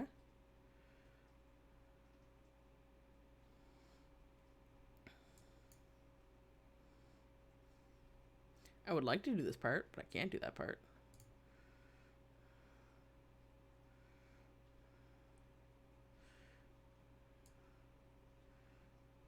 Oh, for a second, like we only have 1 planes left in the deck? That makes more sense. Alright.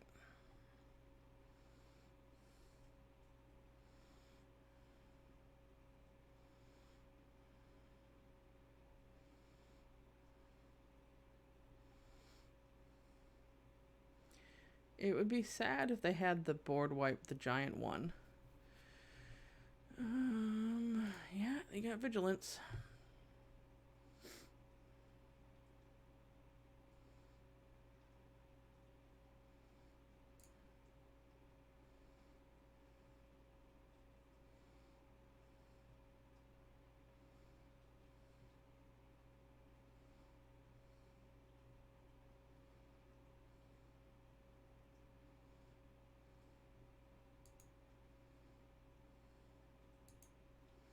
I'd really like to find the spell that does damage to flyers right now.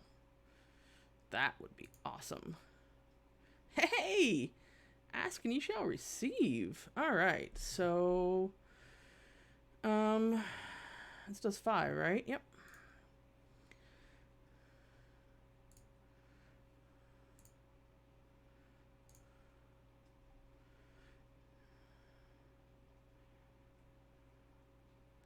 My hope here is that they double block, thinking that I might have a trick or something. So I can actually kill both of them. And they didn't fall for it.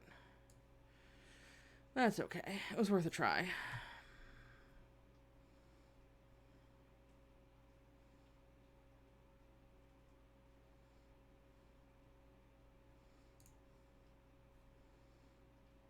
Oh, and he doesn't have trample?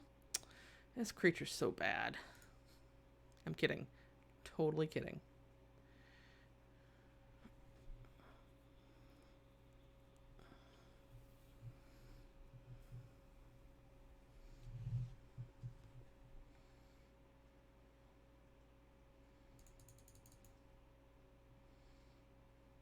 Unfortunately, our Ginger Brute has just become bad against his Ginger Brute. Kind of cookie on cookie violence. Oh, and they've got a fox. Luckies. Oh, and now they're going to gain a bunch of life. That's an instant, though. They could have done that on my turn and just left me questioning what they had. I don't have any blockers. I am going to eat this food here. We're getting kind of low on life. And they just gained a bunch, which makes me scared. Okay, they can't block him, so he's just going to get in.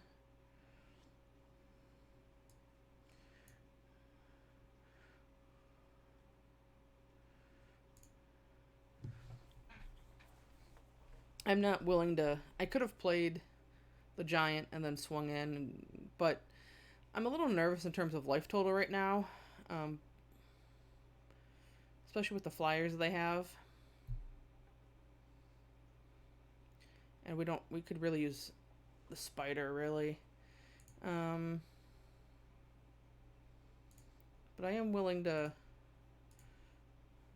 make them trade a bunch of guys to kill this one.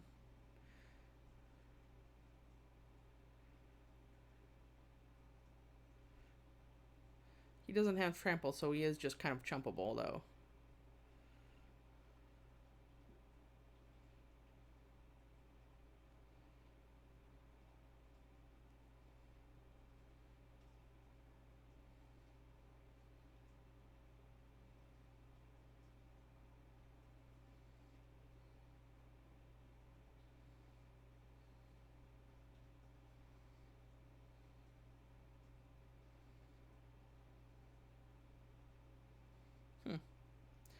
Guess I should have played my land. But I mean, getting a 4 for 1. I mean, 3 if you count this as one card. 6 is not a bad thing.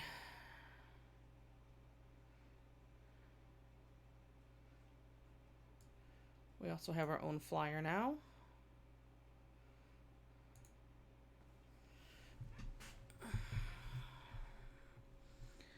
So, what do we want here? We're not dead because we have the Ginger Brute, so they can't, and the flyer to block. So even if they have like the tap 2 guy, we're okay for a turn. It's getting kind of close though.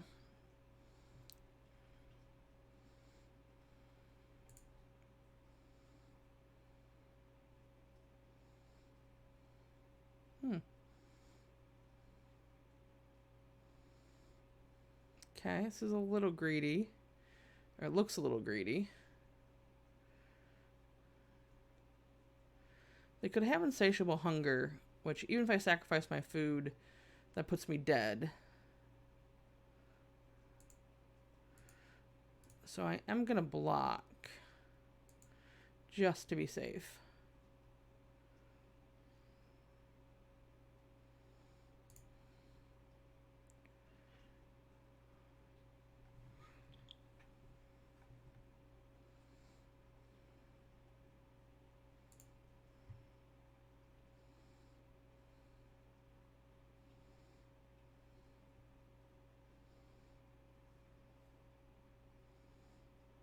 Okay, they don't have another night, so that's something for us at least.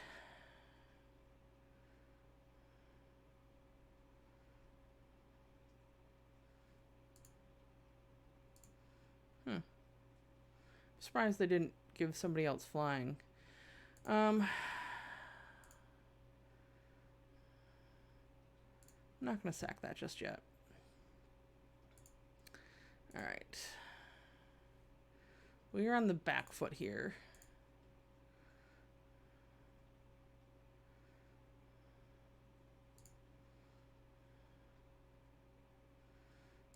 I'm going to play this.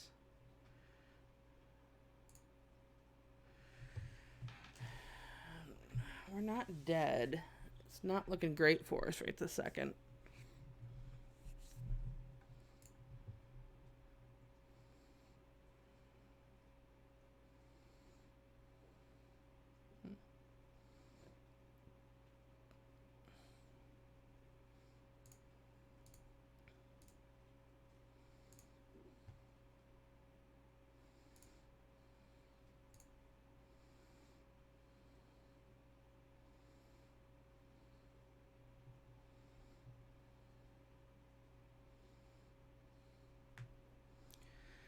So if we can draw our fairy guide mother, we will have the game.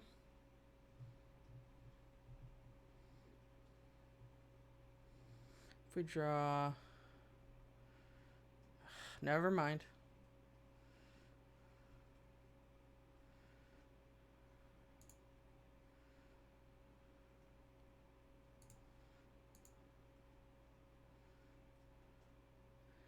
We are dead, but let's make them scared.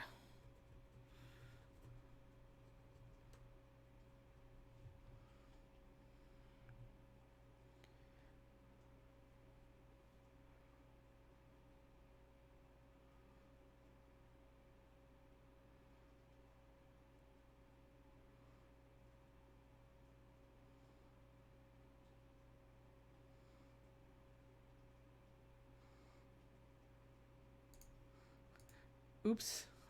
I can block that guy. I'm still dead, but at least I took the cookie guy on the way out.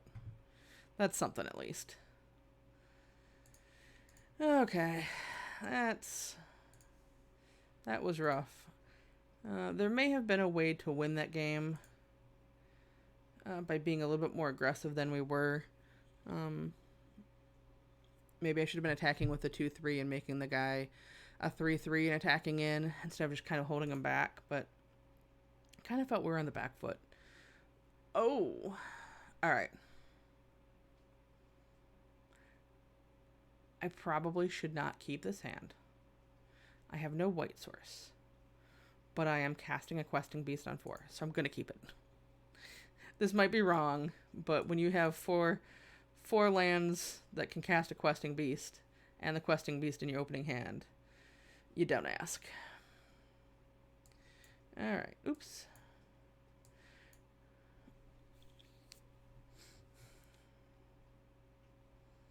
Ooh, come on. Planes, please. Woot. All right. We 100% trap that guy in a tower. All right. This is looking good for the home team. It's not going to hopes too much up, but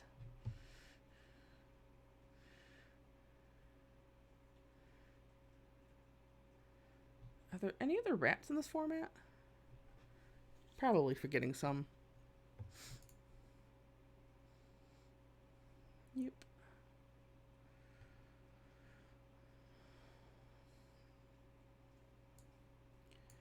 Alright, we can stop drawing lands at... Oh, I'm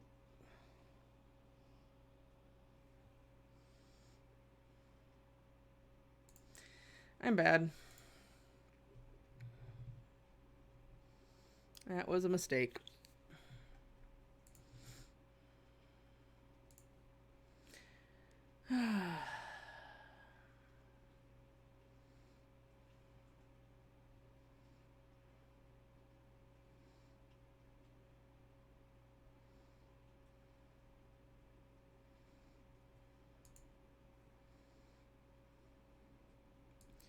Alright, let's stop being bad at this game.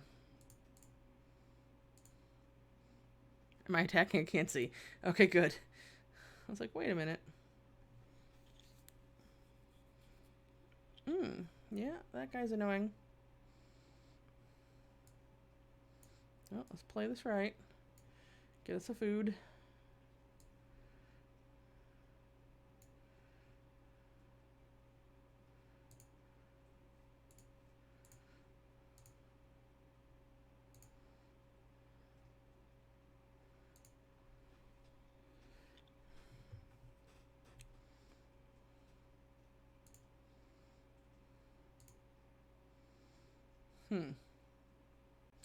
Can really stop drawing lands now. I'm actually gonna hold on to this one for now. Do we...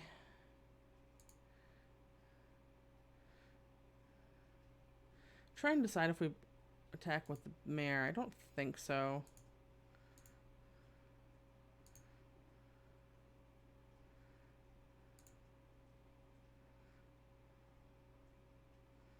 Oh, yep, you got that back. I think this is a food deck that's looking for food.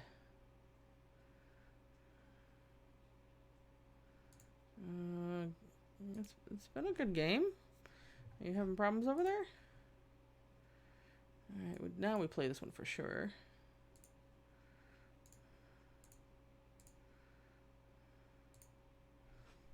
Alright, well.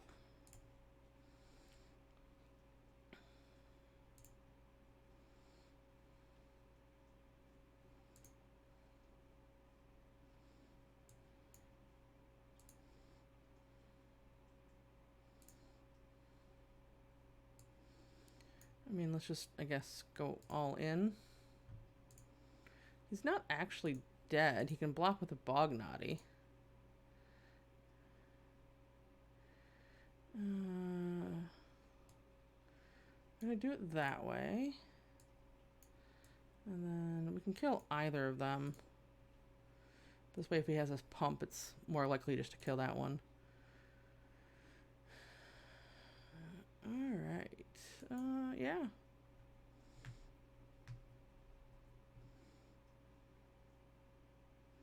Even with screwing up, I think we're going to be okay. Played a big dude. That's scary for us.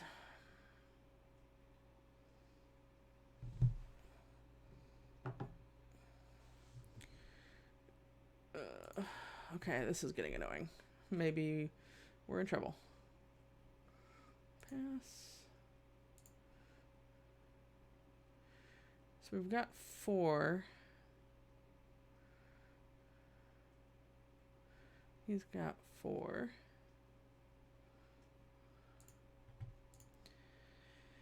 Alright, let's just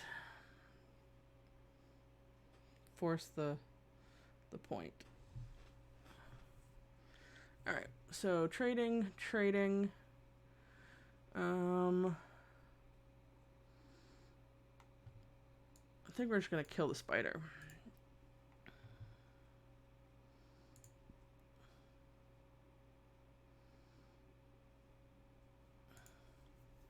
Just clear the board a bit.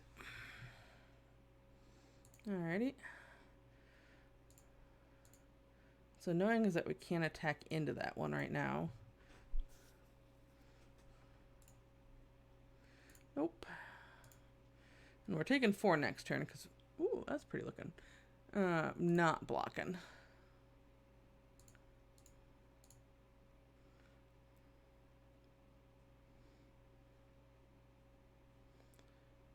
Haha, good game. I approve, sir.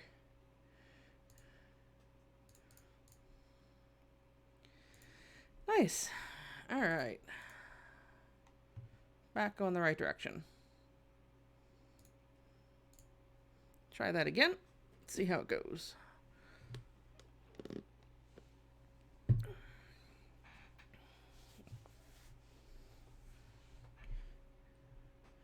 Human? Nice. Definitely keeping this one.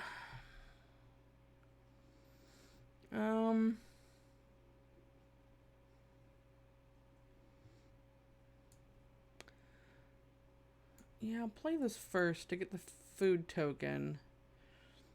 There's a decent chance I'm actually going to play the Grange on 2 so that I can play the Pathlighter on 3. I swear we have seen this as a 1-drop in so many games today. It's been ridiculous. I'm actually kind of hungry, Kyle, so I'm a little jealous of the forbidden fruit eating thing at this point, but that's okay.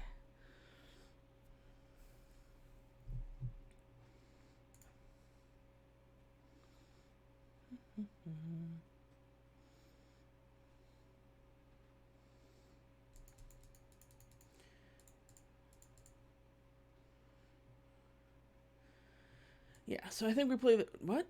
Nope. Play the Grange here, so we make sure we can play the Pathlighter on 3, because that makes the pair even better. We don't care about playing that on 2. It's not like taking 1 damage is going to kill us. I mean, eventually it will, but right now, not too bad.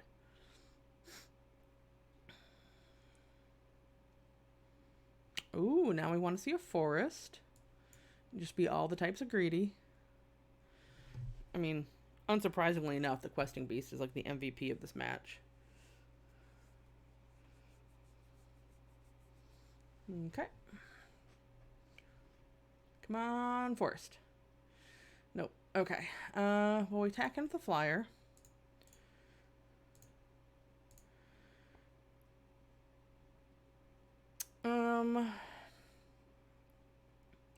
So we have the choice between the Squire, which becomes a 3/3, or this one would become a 2/4. I think I'd rather play the Squire to start with.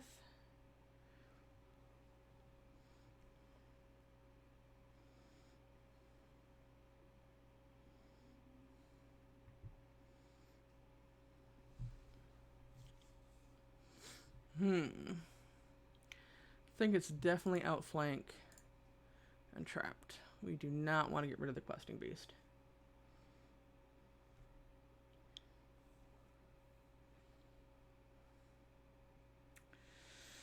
Alright, that's annoying. I think we attack all in. On the off chance they don't block because they want to keep their witch.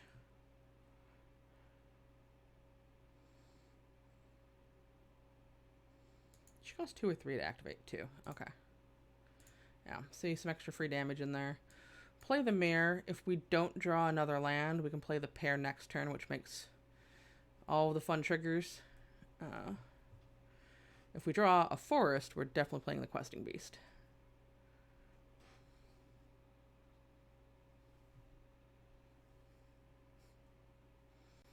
So many overwhelmed apprentices. Oh, 2 bottom. That's good for us.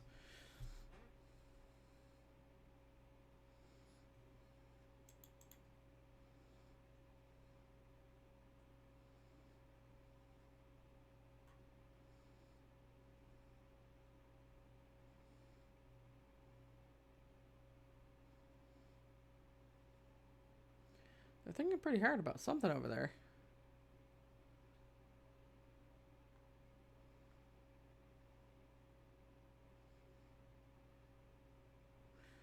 So many choices.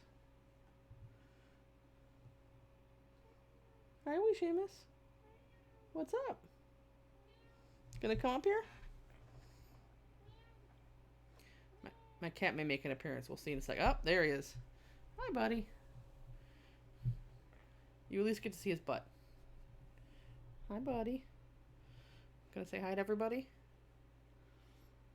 Oh. Well, that's annoying.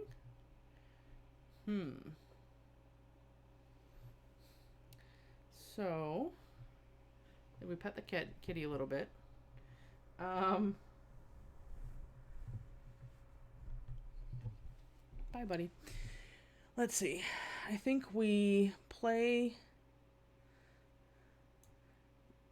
We make the wild mare fly. Then let's play the guide mother.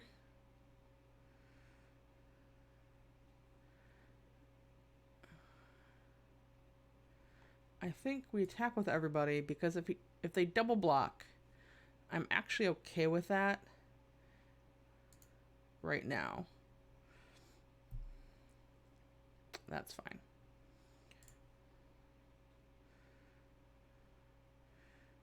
This not drawing mana thing is getting a little annoying.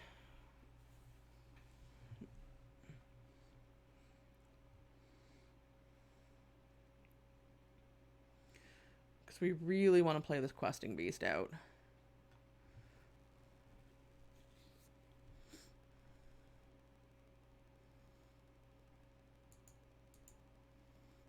Aw, little foxy. Alright, they still got 2 cards in hand. They can't cast this yet. Alright, that's annoying. I think we just attack with everybody. See what they do.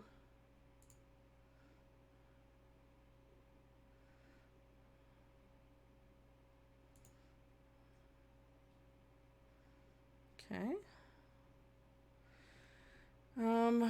Let's play the squire. Like, if we don't draw a land, that makes a curious pair better next turn. Are they just gonna gain life? Okay.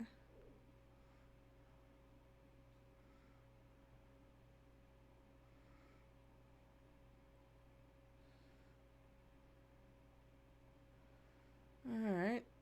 That dude is annoying. However, he can be trapped in a tower. That is what will happen. And then I think we don't attack with a squire right now because that would just leave them dead if they double blocked.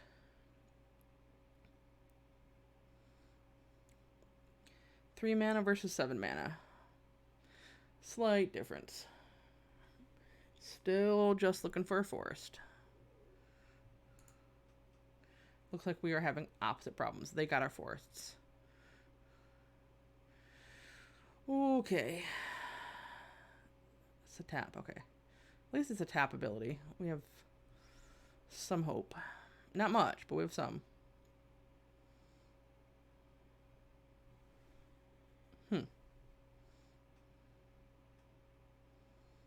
Alright, still just need land. So we have the option to fell to kill this and just be done with it. But I don't think that's the right choice, because this will pump the Squire and the Wandermare, making them harder to block.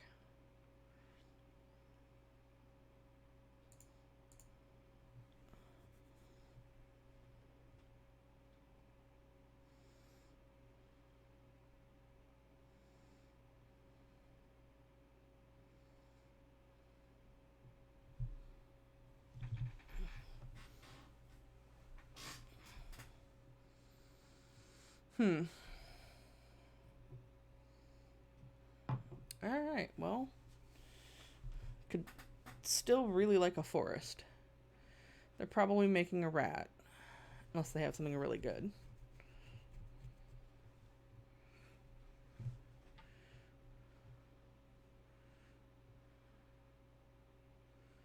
I mean, if they have something really good, they're probably still... Oh! They have something really good.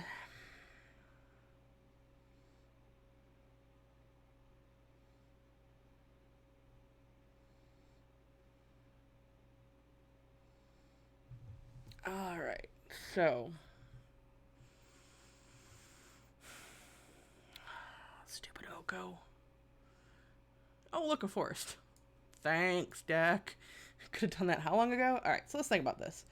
They are at 4 life. They have 2 blockers, which means blocking this and this, they still go to 3. Or take 3. They can then sacrifice this to kill. If I play the Questing Beast, they block the Questing Beast, this guy, and they can make a rat. So they're still just taking 3. Does any of this come at Oko? Maybe it all goes at Oko?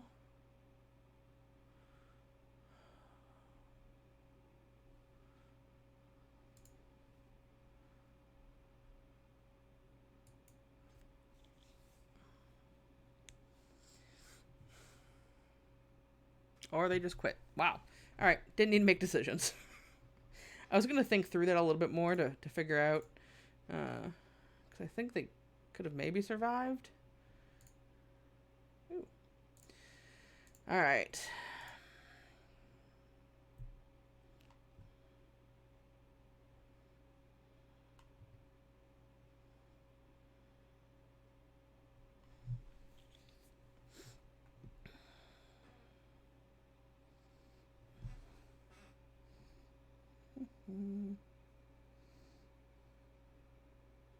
Baloney face?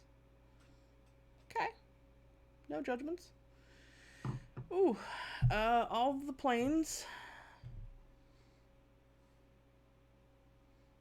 But we do have stuff we can do. I'm not super happy with this hand. But we go first. And flying in for 1 starting on turn 2 is definitely a thing. It's like the Ginger Brute, kind of.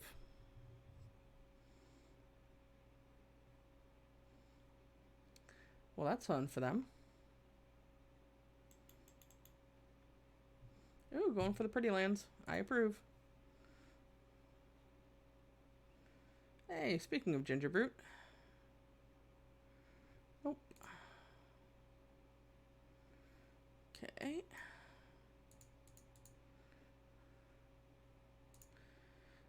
We are not going to trap, at this point, the Brute in the tower. As tempting as it is, it's not really worth it.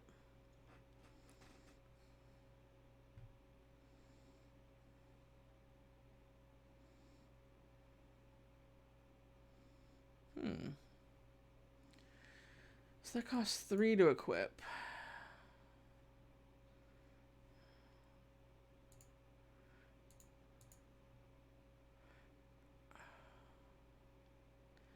I am vaguely now tempted to trap it in a tower. But if he plays a land and spends his next turn just to equip, I think we then trap in the tower next turn. Okay. Because right now this one-on-one race isn't a big deal. Although I could use some forests. It's been a common theme.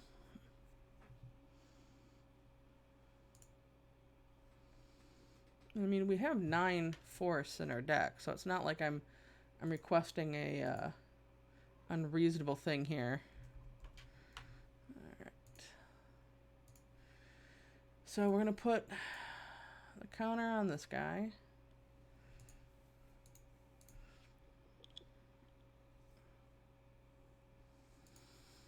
Still not gonna trap him in a tower. Really hoping for a forest. Yeah, alright. So why wouldn't you attack with a pair? That doesn't make sense to me. Yeah, come on. Come in. I think that's wrong. You should definitely be attacking with a pair. There's no reason not to.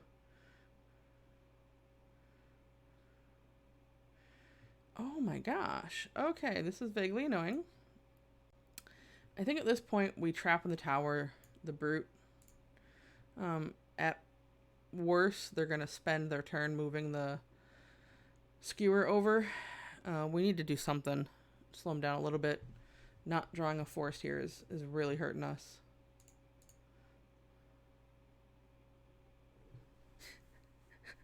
That's cruel, Kyle. That is just mean. No top decking questing beast with no forests.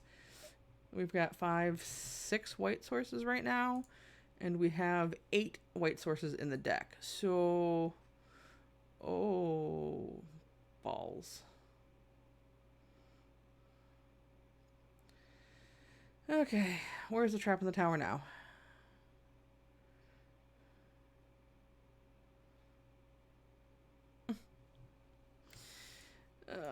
Okay.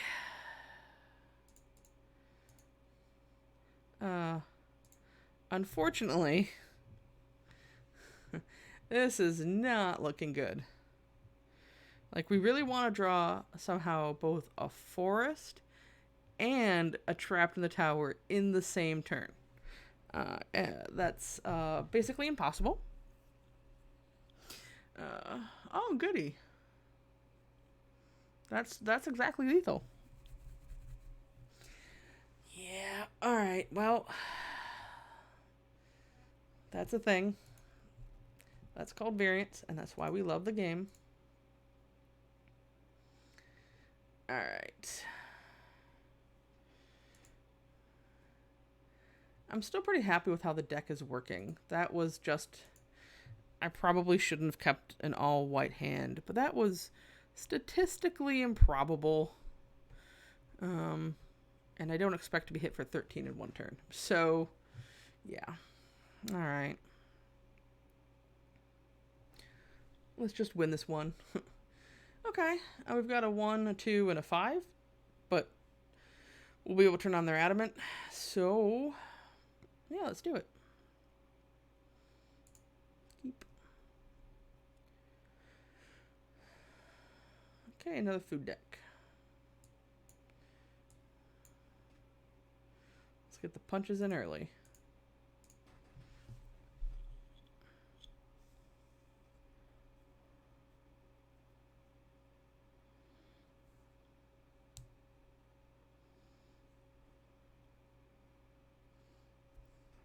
You got me. Alright, so forest. Create a food. Having a 1/3 doesn't do a whole lot right now, so no reason to. Alright, we will...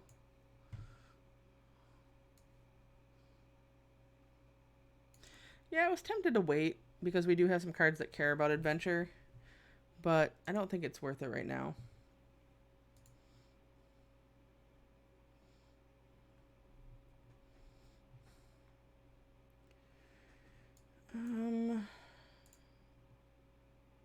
We're definitely not... We can't trap the eye collector in the tower.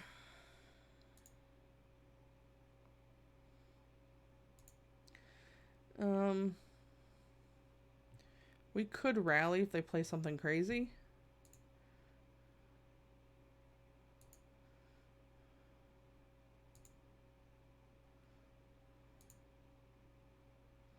Oh, I like the Pathfighter. Not going to do it just yet, though. Let's attack in. Get our 1 point of damage in. I'm wondering if they're mono black or getting color screwed. I'm probably going to play the Paladin, and it's probably going to get baked into a pie. So maybe I play the Squire first. And then we rally and just try to go wider. Make their, if they have a baked in the pie, worse.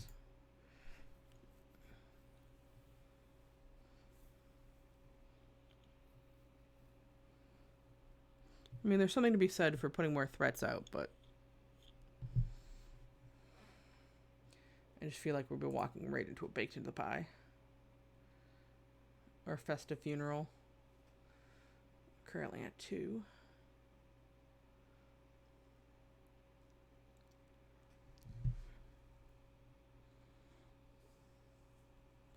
If they play anything crazy, which they didn't, we could trap in the tower it. Like, I'm not really sure what they're doing right now. Alright, so attack with everybody.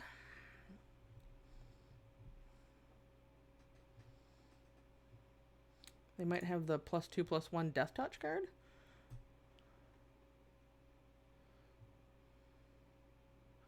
Or just sacrifice the thing for food. Is there a board wipe in mono black?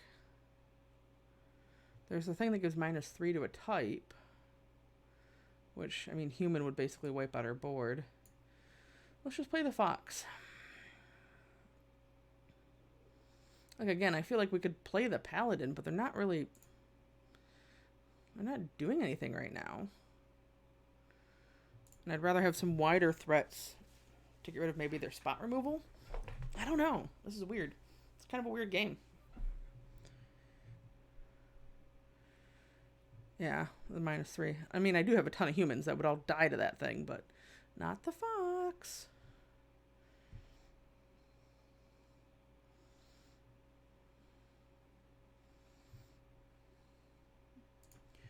Okay. So they still have 3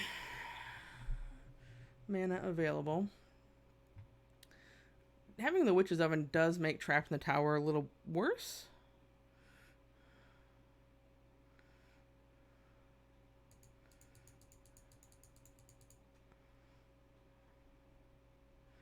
It also makes the racing with the little dudes kind of annoying.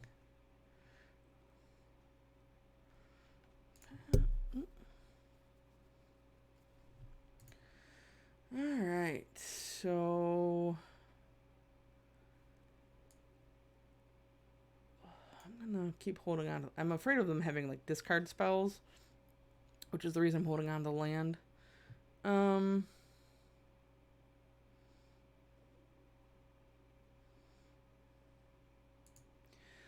no reason to throw away my guys for...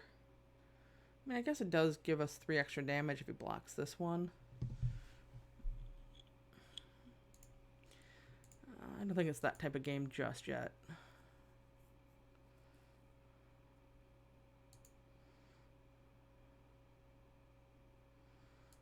Let's play the flyer.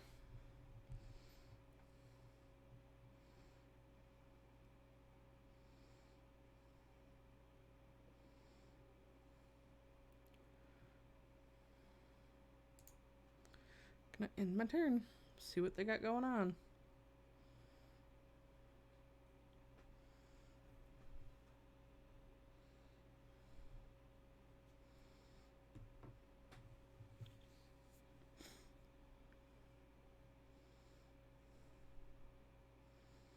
That's kind of a weird one to get back.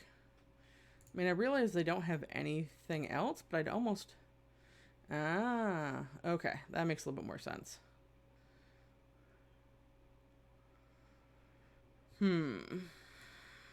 So I think I now have to play this one out.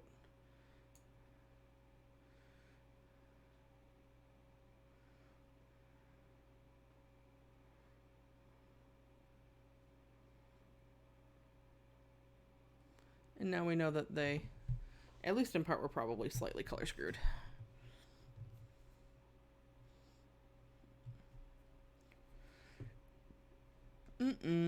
No attacks.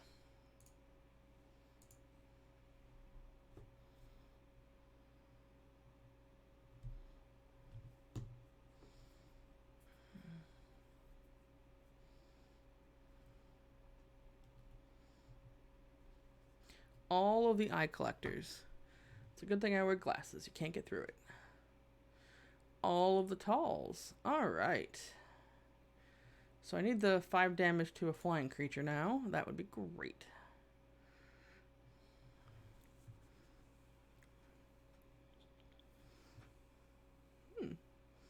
That is ballsy.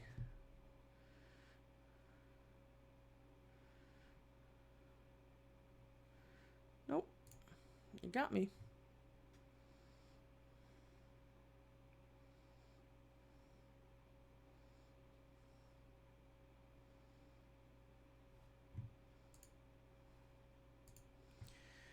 Okay.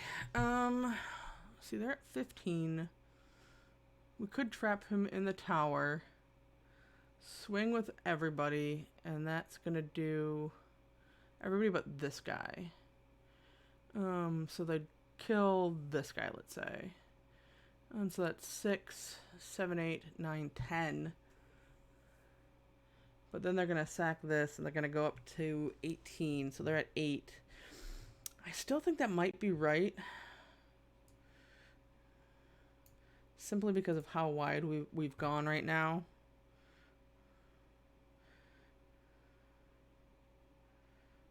It may also be right to attack with the Archon.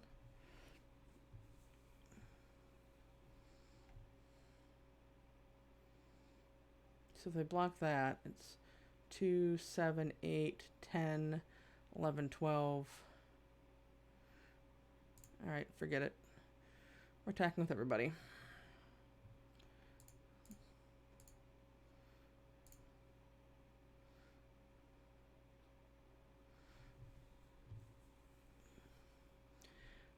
My concern is that they are going to gain so much life. Yeah, that was obvious. Over the course of this, we need to be careful and just kind of punch in, and we're wide right now. Maybe I should have played the planes in case but we only saw a grove already. Never mind. Yep. We knew that was happening. So basically at 6. Ugh. That's exactly what we didn't want to see.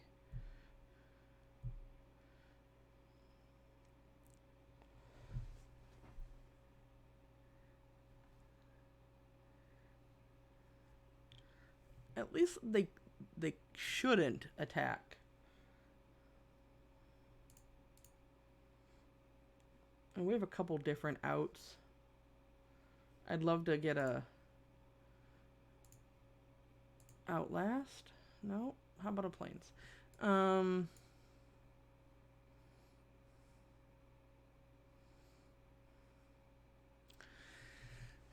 Okay, so they're gonna go up. They can go up to 9. So block and block and block. And they're still up 3 life.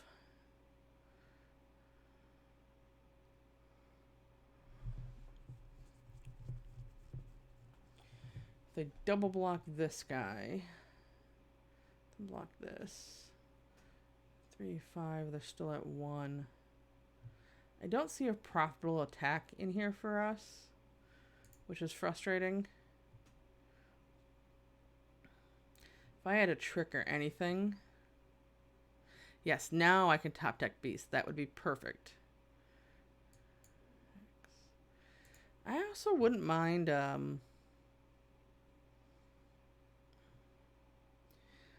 what's the +2 card? Yeah, you gain, you're at 6. I need to draw something other than land. That's for darn sure.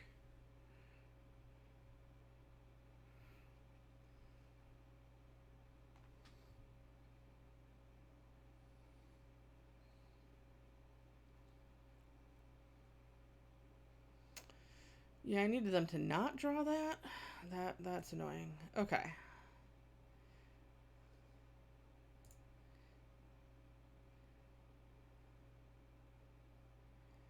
At least we're still at 15 life.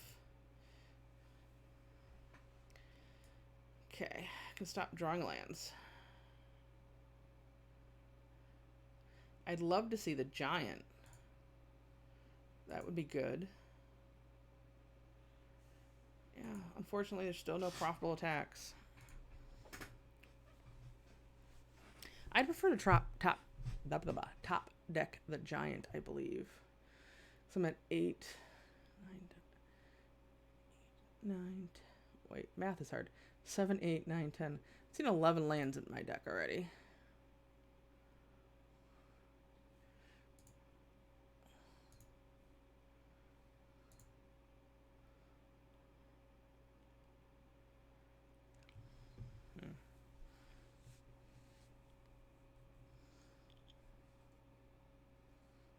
I wouldn't even mind another trap in the tower.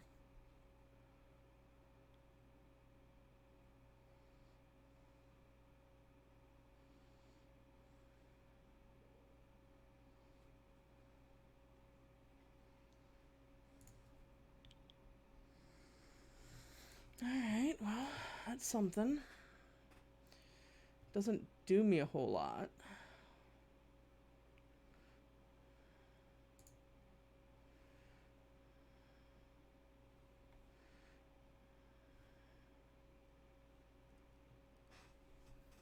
It's so awkward because they're going to end up gaining so much life, so it's kind of hard to do combat math. Huh.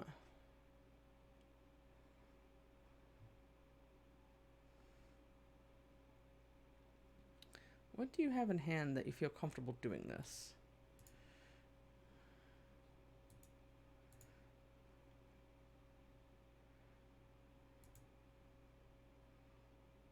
I am completely okay with that mill. Thank you. Ooh.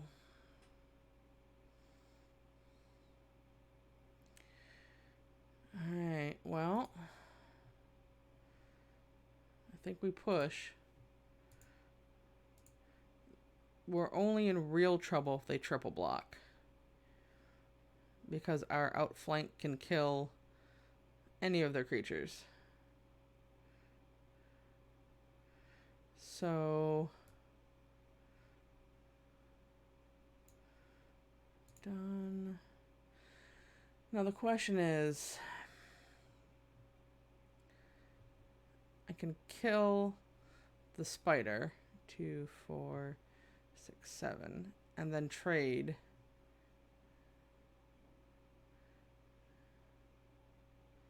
Right now they just kind of bounce off each other. So let's just get rid of...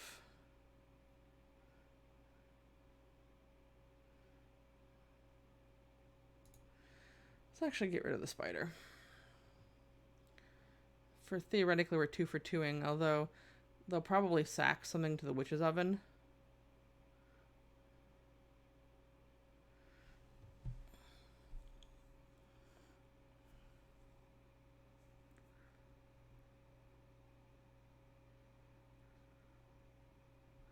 Best case scenario, they screw up and sacrifice the tree folk. That's okay.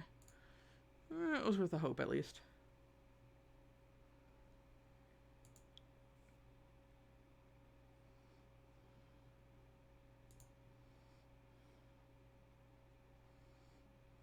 Yep, gain some life.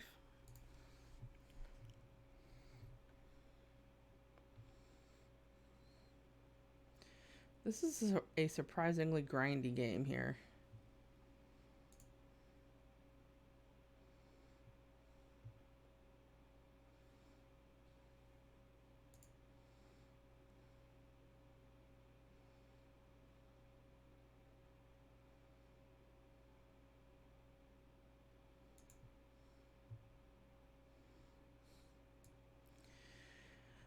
Unfortunately, we're back on that can't really attack thing.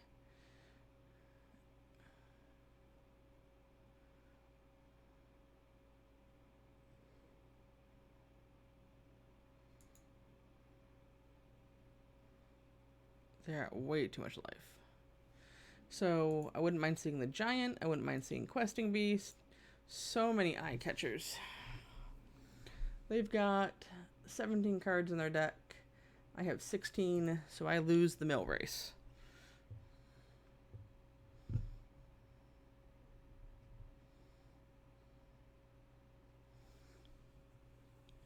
Got that 5-drop, 5 damage. Alright, there's the questing beast.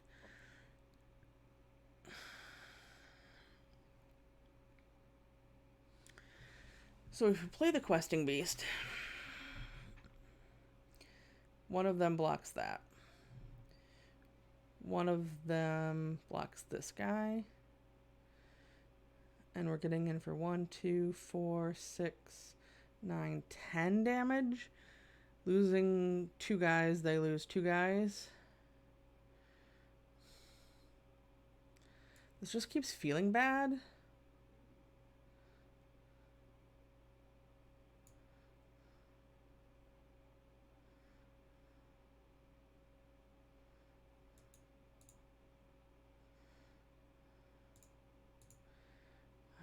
I just want to push.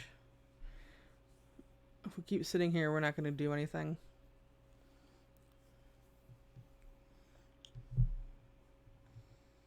I mean, I guess worst case scenario, they have a bake in the pie for the questing beast, which is a possibility, but I think we just need to do something.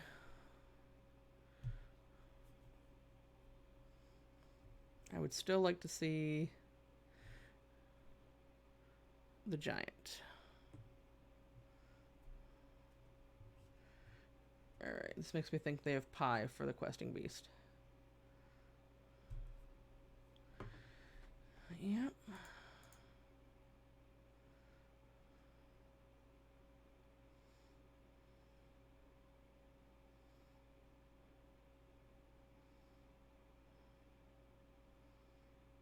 Okay, I'm a little shocked by that.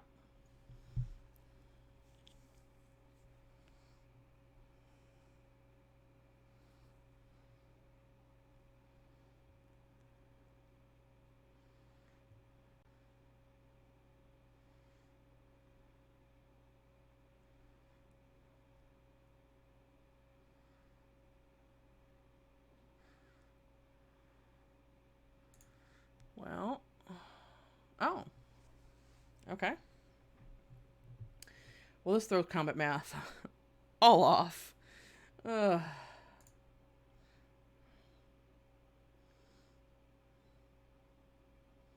I actually kind of expected them to sack one of the eye collectors.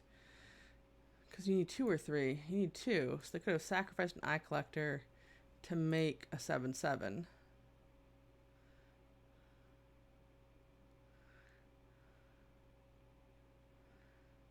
Yeah.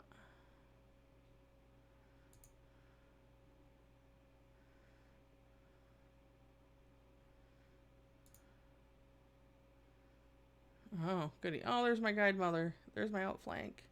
No.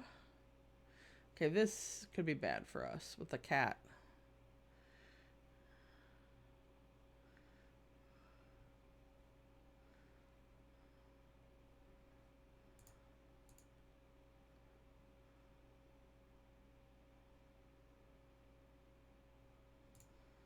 Alright. Oh, okay, there's that guy.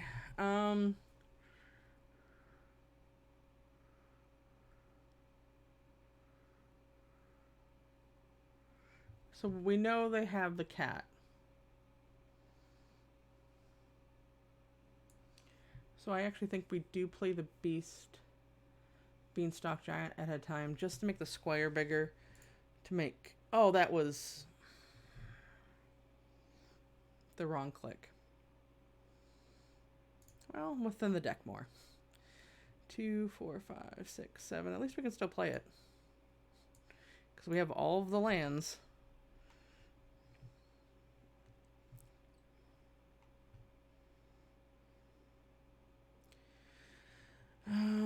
8, 9. Actually, just going to attack. Well, hold on. So bring the cat back.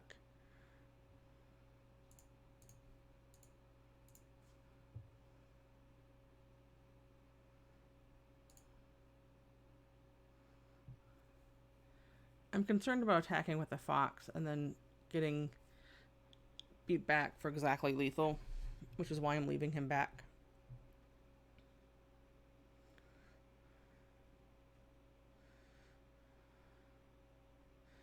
If I had not screwed up and tapped properly, I would have had the food up to eat, which would have given me some more flexibility in how I attack.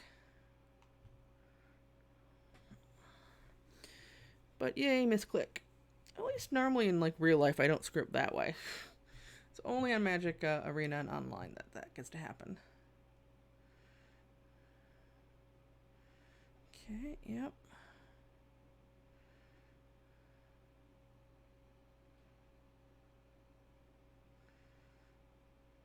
See, I think there was something to be said for bringing the cat back.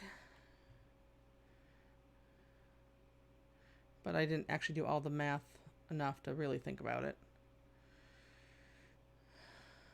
Okay.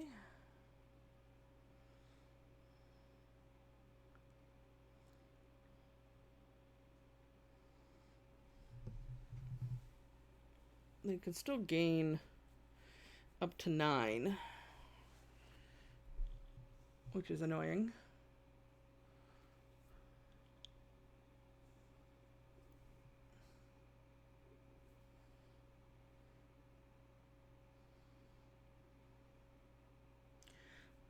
We could still use the 5 damage to a flyer card. That would be great.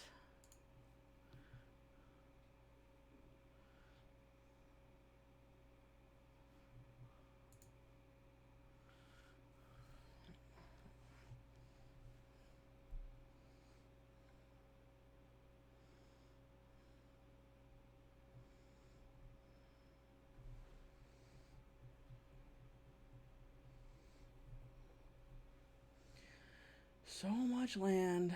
Alright, we'll just play a forest. We don't actually attack with a questing beast anymore, which is sad times.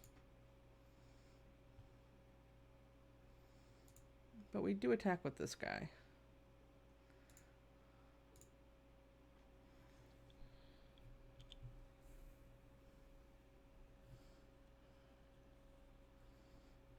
Yep.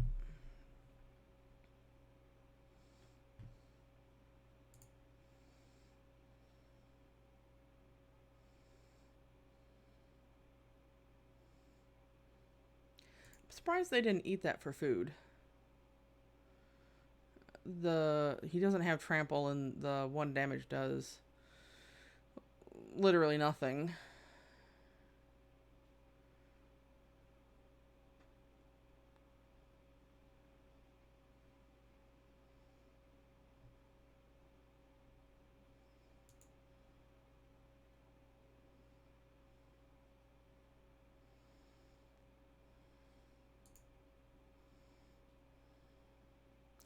So we have to block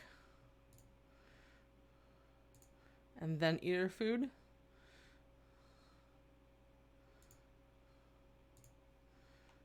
Because even if he loses flying, the guy's still blocked. That's what really matters. So... okay. Don't care about any of that. What do you have in your hand?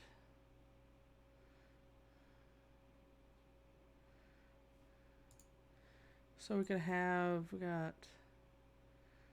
still draw a trap in the tower.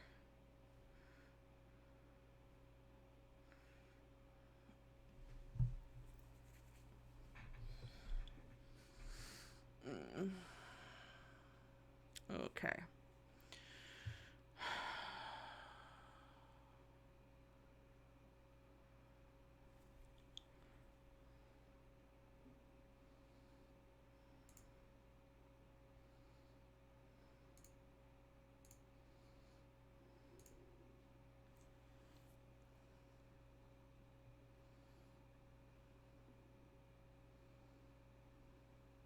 This is going to be a close one. They have to black the giant, which means they're taking 7. Yep.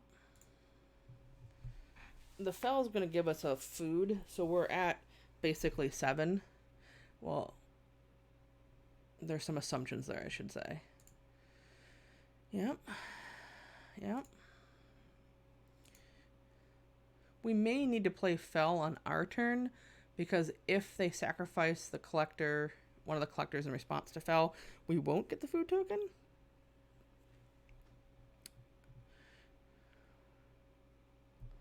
Yeah. Yeah. That's still 7. No, 6. Math is hard.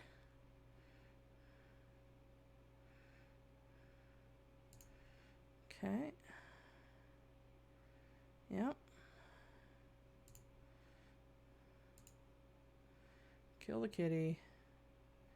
Alright, so they're at 1. We have a ground blocker. We have to do this now.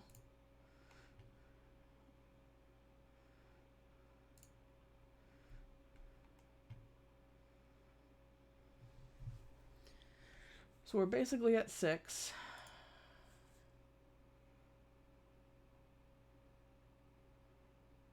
They have a forbidden fruit. That would be sad.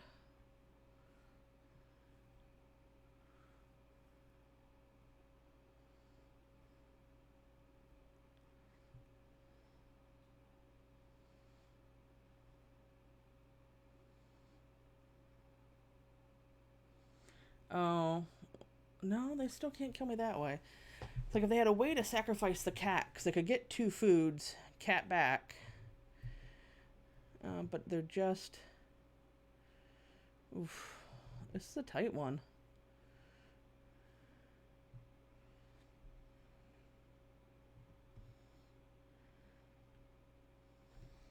What can we top deck here? Do we have a gingerbread still? Nope. Alright, so...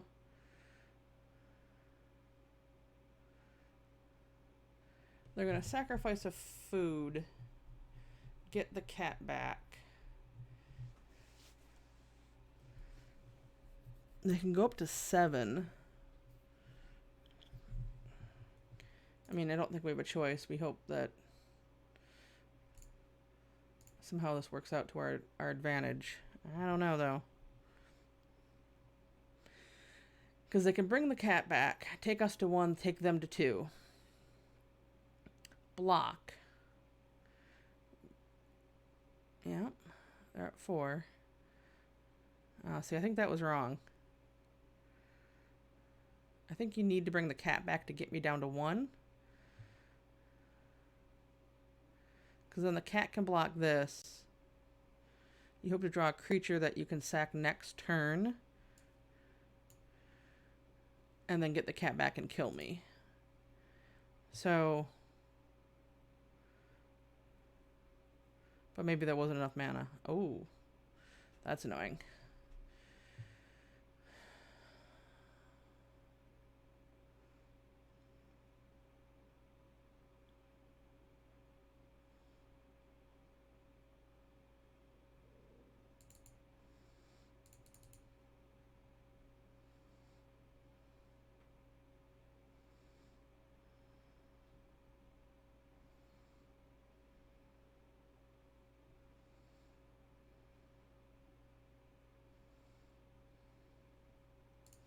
Definitely has been a good game. It's making my brain hurt.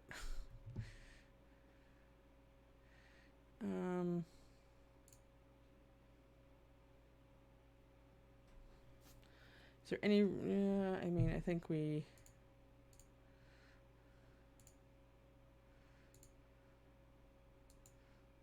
I'm just nervous that I'm missing something. So I'll just leave the spider back. We're off by 1. I'm going to be a sad panda. Because again, he can sacrifice this. Get a food token. Bring... Gain life, and still be dead. Yep. Exchange life totals, and still die. Oof, boy. That was a grindy one. Got there, though.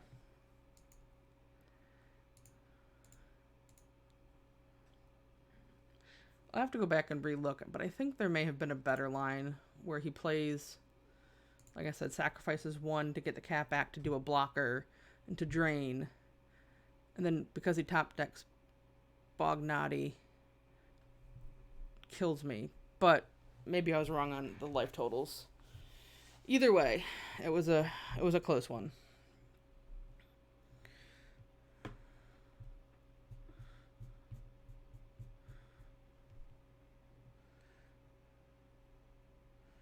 Ooh, Chandra.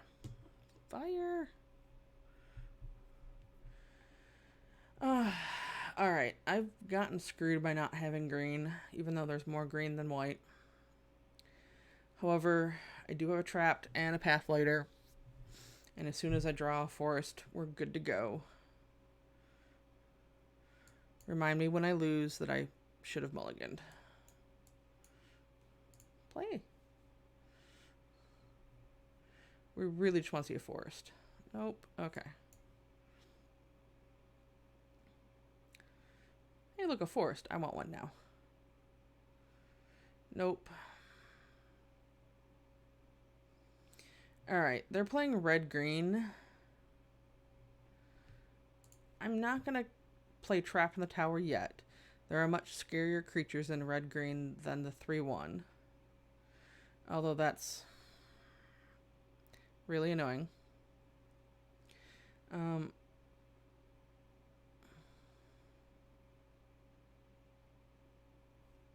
Since I'm going to lose a card, I will Trap in the Tower that guy.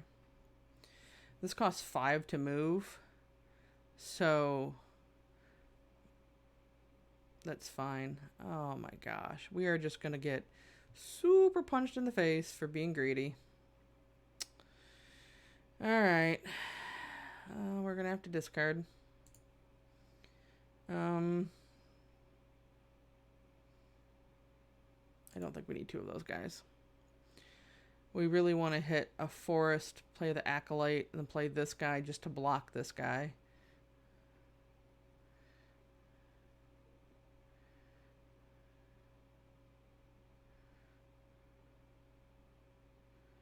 Well, it's not what we want to do, but it's what we have to do.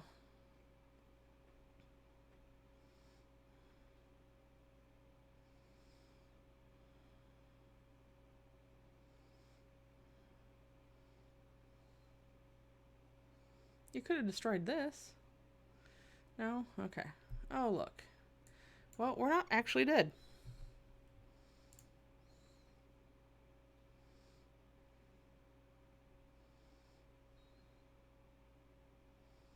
Sure. Yep. Alright, well.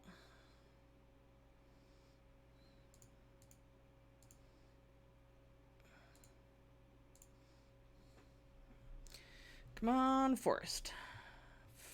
Gonna grumble, grumble, grumble. Seriously, there are more forests than plains in this deck, I swear. I double checked. Yep, that's a punch to the face. We're not dead. We're basically dead, but we're not dead. We just need a forest. We've got a forest. Alright. I'm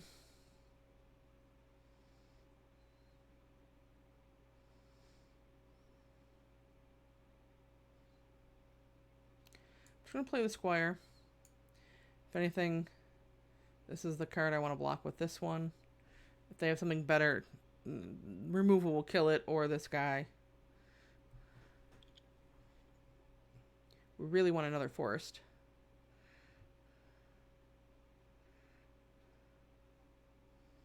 Oh, double green. Yep.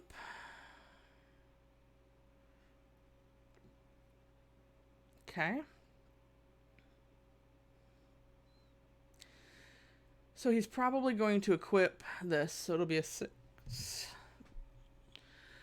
6/5 Trampler.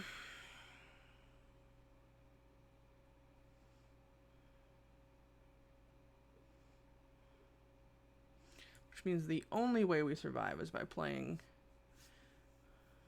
this. And hoping they screw up.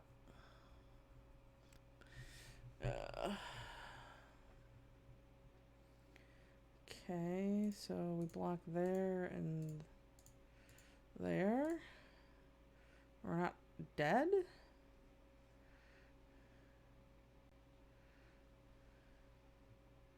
I mean, we're not dead. Alright. I don't think it's right to play the questing beast right now.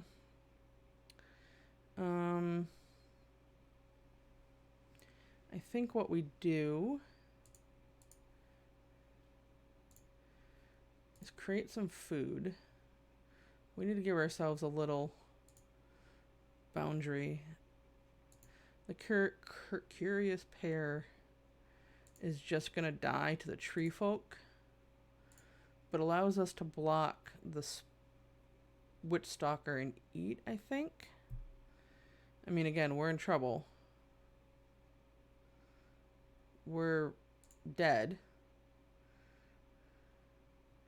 He does not have trample. Doesn't matter.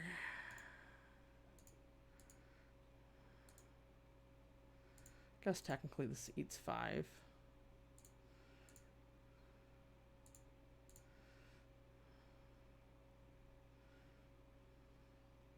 And we're still dead. Alright, I shouldn't have kept that hand. I knew it. I said I shouldn't have, and I did it anyway. So that was dumb of me.